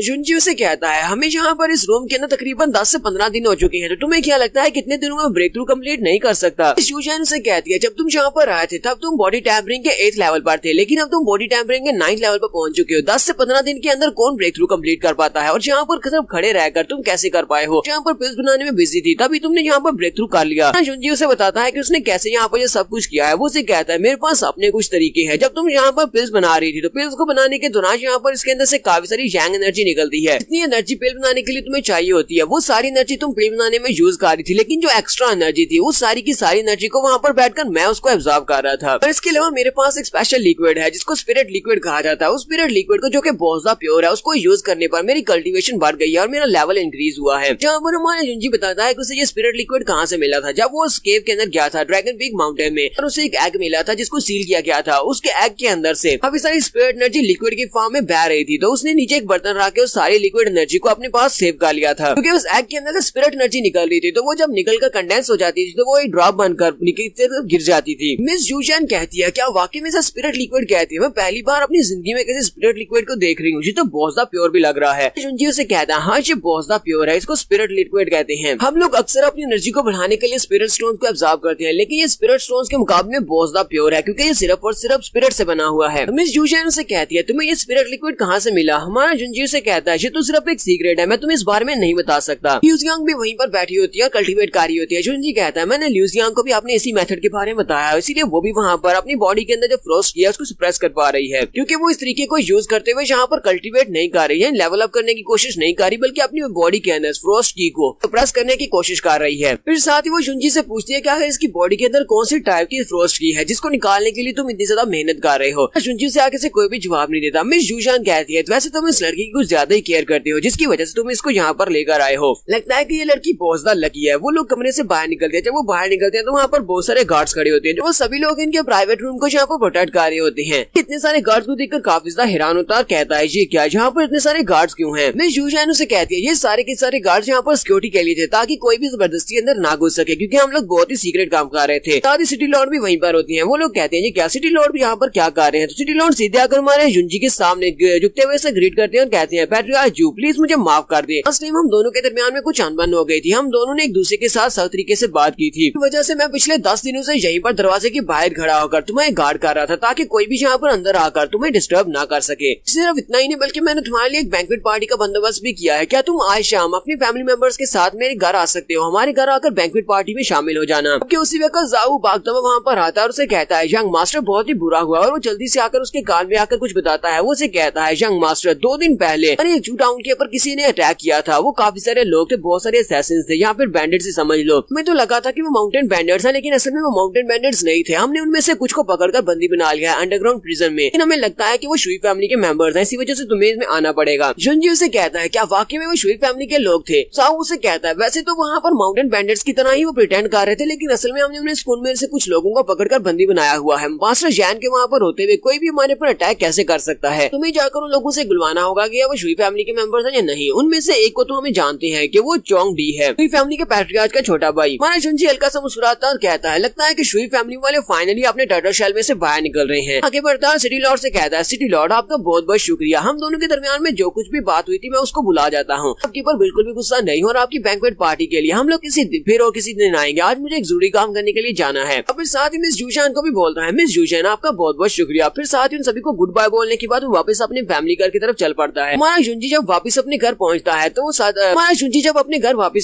सामने आकर देखता है कि मास्टर जैन बैठे होते हैं। मास्टर जैन की मुंह पर पट्टी लगी होती है। वो उसे कहता है मास्टर जैन जी क्या हुआ, आप भी जख्मी हो गए? लगता है कि वो लोग काफी स्ट्रॉन्ग थे। मास्टर जैन उसे कहते हैं ये तो बस छोटी मोटी चोटें हैं जो जल्दी हील हो जाएंगी। जुंजी ल्यूजियांग से कहता है ल्यूजियांग तुम पहले घर चली जाओ, तुम सीधा घर जाना, हम लोगों को एक और जरूरी काम है, हम लोग वो निपटाने के लिए जा रहे हैं। फिर वो मास्टर जैन से कहता है मास्टर जैन चलो मेरे साथ आओ, हम लोग अंडरग्राउंड प्रिजन जा रहे हैं। सीन में अंडरग्राउंड प्रिजन का दिखाया जाता है। शुई फैमिली के लोगों को इन लोगों ने बंदी बनाकर के अंदर बंद किया गया होता है। तो वहाँ पर एक बंदा कहता है ये प्लेस तो बहुत ज्यादा बुरी है। शुई फैमिली वालों के पास अब एक एक्सपर्ट आ चुका है, इसी वजह से उन लोगों ने हमें पकड़कर यहाँ पर बंदी बना दिया। अगर उनके पास कोई एक्सपर्ट नहीं होता तो उन लोगों की क्या औकात थी कि हमें यहाँ पर बंदी बना सकते। उनमें से दूसरा कहता है तो हमारी बॉडी के अंदर पॉइजन जैन का पॉइजन है, इसी वजह से हमें यहाँ पर एनर्जी वेस्ट नहीं करनी चाहिए। बात करना बंद करो, चुपचाप बैठे रहो, वरना पॉइजन और ज्यादा फैल जाएगा। इसने ऐसा सोचा था कि पॉइजन जैन जैसा एक एक्सपर्ट इन लोगों का एक्सपर्ट बन जाएगा और इनका एक एल्डर बन जाएगा। फिर साथ ही उन्हें आवाज आती है कि बाहर से कोई आ रहा है। तो हमारा जुंजी अपने लोगों के साथ वहाँ पर पहुँच जाता है। तुम्हारा जुंजी जैसे ही वहाँ पर पहुँचता है तो चोंग डी उसे कहता है तो जिन जुन तुम फाइनली यहाँ पर हमारे सामने अपीयर हो ही गए। चलो जल्दी से हम सभी लोगों को मार डालो क्योंकि हम में से कोई भी यहाँ पर तुम्हें कुछ भी नहीं बताने वाला। अरे पर टाइम वेस्ट मत करो। तुम्हारा जुंजी कहता है ये सभी बकवास लोग फिर से वही पुरानी वाली लाइंस बोल रहे हैं। खड़े जाने के बाद सभी लोग एक ही डायलॉग मारते हैं कि हमें मार डालो, हम कुछ भी नहीं बताएंगे। हमारा जुंजी उसे कहता है क्या तुम्हें लगता है कि मैं तुम्हें इतनी आसानी से मार सकता हूँ? मैं तुम्हें इतनी आसान मौत तो बिल्कुल भी नहीं देने वाला। तुम सभी को आसानी से मार देना चाहिए, तो तुम्हारा ये बहुत बड़ा एहसान होगा। तो शुई चोंग डी उसे कहता है लड़के अगर मास्टर जैन वहाँ पर नहीं होता तुम्हारे चू टाउन को प्रोटेक्ट करने के लिए तो अब तक तो तुम्हारे चू टाउन के सभी लोग मर चुके होते और सारी बिल्डिंग्स गिर चुकी होती, तुम्हारे पास कुछ भी नहीं होता। तुम्हें क्या लगता है कि तुम एक बहुत ही महान मास्टर हो? हमारा जुंजी उसे कहता है मुझे इस बात से फर्क नहीं पड़ता कि तुम लोग मेरे बारे में क्या सोचते हो, मुझे पता है कि मैं क्या हूँ। जुंजी उसे कहता है मुझे तुम लोगों से सिर्फ और सिर्फ एक ही बात जाननी है। मुझे ये बताओ कि आज से ठीक 14 साल पहले तुमने युनमेंग मार्शल हाउस वालों के साथ मिलकर मेरे पेरेंट्स को किडनैप किया था। मेरे पेरेंट्स को किडनैप करने के पीछे तुम लोगों का मकसद क्या था? तुम्हें मुझे इस बारे में बताना होगा। चोंग डी जल्दी से दूसरी तरफ चेहरा घुमा लेता है और उसे कहता है मुझे इस बारे में नहीं पता और ना ही मैं तुम्हें इस बारे में कुछ बताने वाला हूँ। जुंजी उसे कहता है चोंग डी इस वक्त तुम्हारी जिंदगी मेरे हाथ में है, अगर मैं चाहूँ तो तुम्हें अभी मार सकता हूँ, इसलिए मैं चाहता हूँ कि तुम मेरे साथ कोऑपरेट करो। जितना ज्यादा अच्छे से कोऑपरेट करोगे उतना बेहतर रहेगा। मुझे ये बात भी अच्छी तरह से पता है कि अगर तुम्हारे भाई को इस बारे में पता चला कि तुम्हें बंदी बना लिया गया है तो मुझे पता है कि तुम्हारा बड़ा भाई तुम्हें बचाने के लिए कभी भी नहीं आएगा, इसलिए ये ख्याल तो छोड़ दो कि वो तुम्हें बचाने के लिए आने वाला है। तो यही बात सुनने के बाद वो कहता है हाँ ये बात तो वाकई में सच है कि वो नहीं आएगा। वो काफी ज्यादा घबरा भी जाता है। फिर साथ ही वो से कहता है मुझे इस बारे में कुछ भी नहीं पता जो तुम कह रहे हो, मुझे 14 साल की कोई बात याद नहीं है, मुझे यहाँ पर गलत इंसान से ये सवाल पूछ रहे हो। तो हमारा जुंजी आगे से हल्का से मुस्कुराता है और उसे कहता है तुम तो वाकई में कुछ ज्यादा परसिस्टेंट हो, क्यों ना हम लोग यहाँ पर आपस में एक शर्त लगा ले। चोंग डी भी उसे कहता है हम लोग यहाँ पर किस तरह की बेट लगाने वाले हैं, क्या तुम्हें लगता है कि मैं यहाँ पर तुम्हारे साथ कोई गेम खेलने वाला हूँ। जुनजी उसे कहता है नहीं, मैं तुम्हारे साथ कोई भी गेम नहीं खेलने वाला, मेरे पास तुम्हारे पॉइजन का क्योर है, मैं तुम्हारे पॉइजन को ठीक कर सकता हूँ। हम दोनों यहाँ पर आपस में फाइट करेंगे और फाइट में हम दोनों को जीतना होगा। अगर तुम इस फाइट को जीत जाते हो, मुझे हरा देते हो, तो तुम यहाँ से जा सकते हो, लेकिन अगर मैं इस फाइट को जीत जाता हूँ तो तुम्हें मुझे बताना होगा कि 14 साल पहले तुम्हारी फैमिली ने मैं मार्शल हाउस के साथ मिलकर मेरे पेरेंट्स के खिलाफ ये साजिश क्यों की थी। वहाँ से वो बॉटल निकालता है और उसे कहता है चलो जल्दी से बताओ कि तुम इस शर्त के लिए राजी हो। चोंग डी उसे कहता है अच्छा मुझे ये बताओ कि क्या फाइट के दौरान मैं तुम्हारी जान भी ले सकता हूँ। जुनजी उसे कहता है हाँ क्यों नहीं, तुम मेरी जान भी ले सकते हो। तो वो साथ उसे कहता है ठीक है फिर मैं तुम्हारी इस शर्त को एक्सेप्ट कर लेता हूँ, मुझे वो एंटीडोट की बॉटल दो, उसके बाद हम दोनों फाइट करेंगे। तुमने मुझे हरा दिया तो फिर मैं तुम्हें बताऊंगा कि 14 साल पहले हमने ये सब कुछ क्यों किया था। वो मास्टर से कहता है मास्टर आप ये क्या कर रहे हैं। चोंग डी इस वक्त स्पिरिट गैदरिंग राम के 3rd लेवल पर है, जबकि आप तो इस वक्त बॉडी टैपिंग के 9th लेवल पर है, वो आपको आसानी से हरा सकता है, ये बहुत ज्यादा रिस्की है। जुनजी से कहता है तुम्हें परेशान होने की जरूरत नहीं है, मुझे पता है कि मैं क्या कर रहा हूँ, बस तुम्हें इंतजार करो। साथ ही वो एंटीडोट की बॉटल को उसकी तरफ फेंक देता है, वो एंटीडोट की बॉटल को खोलता है और उसको पी जाता है और उसे कहता है 1 घंटे के बाद मैं तुमसे फाइट करूंगा। उसे कहता है ठीक है तुम अपनी स्पिरिट एनर्जी को दोबारा से गैदर कर लो, जब तक तुम ठीक नहीं हो जाते, कम्प्लीटली क्योर नहीं हो जाते, तब तक हम लोग फाइट नहीं करेंगे। साथ ही चोंग डी सोच रहा होता है ये लड़का बहुत बड़ा बेवकूफ है, इस बेवकूफ ने तो अपना सर प्लेट में रखकर मेरे सामने कर दिया, अब तो बस इसके ऊपर छुरी चलाना बाकी है। एक बार मैं इसको मार डालूं, उसके बाद देखना मैं शुई फैमिली में वापस जाने के बाद शुई फैमिली का एक बहुत ही पोटेंशियल एल्डर बन जाऊंगा।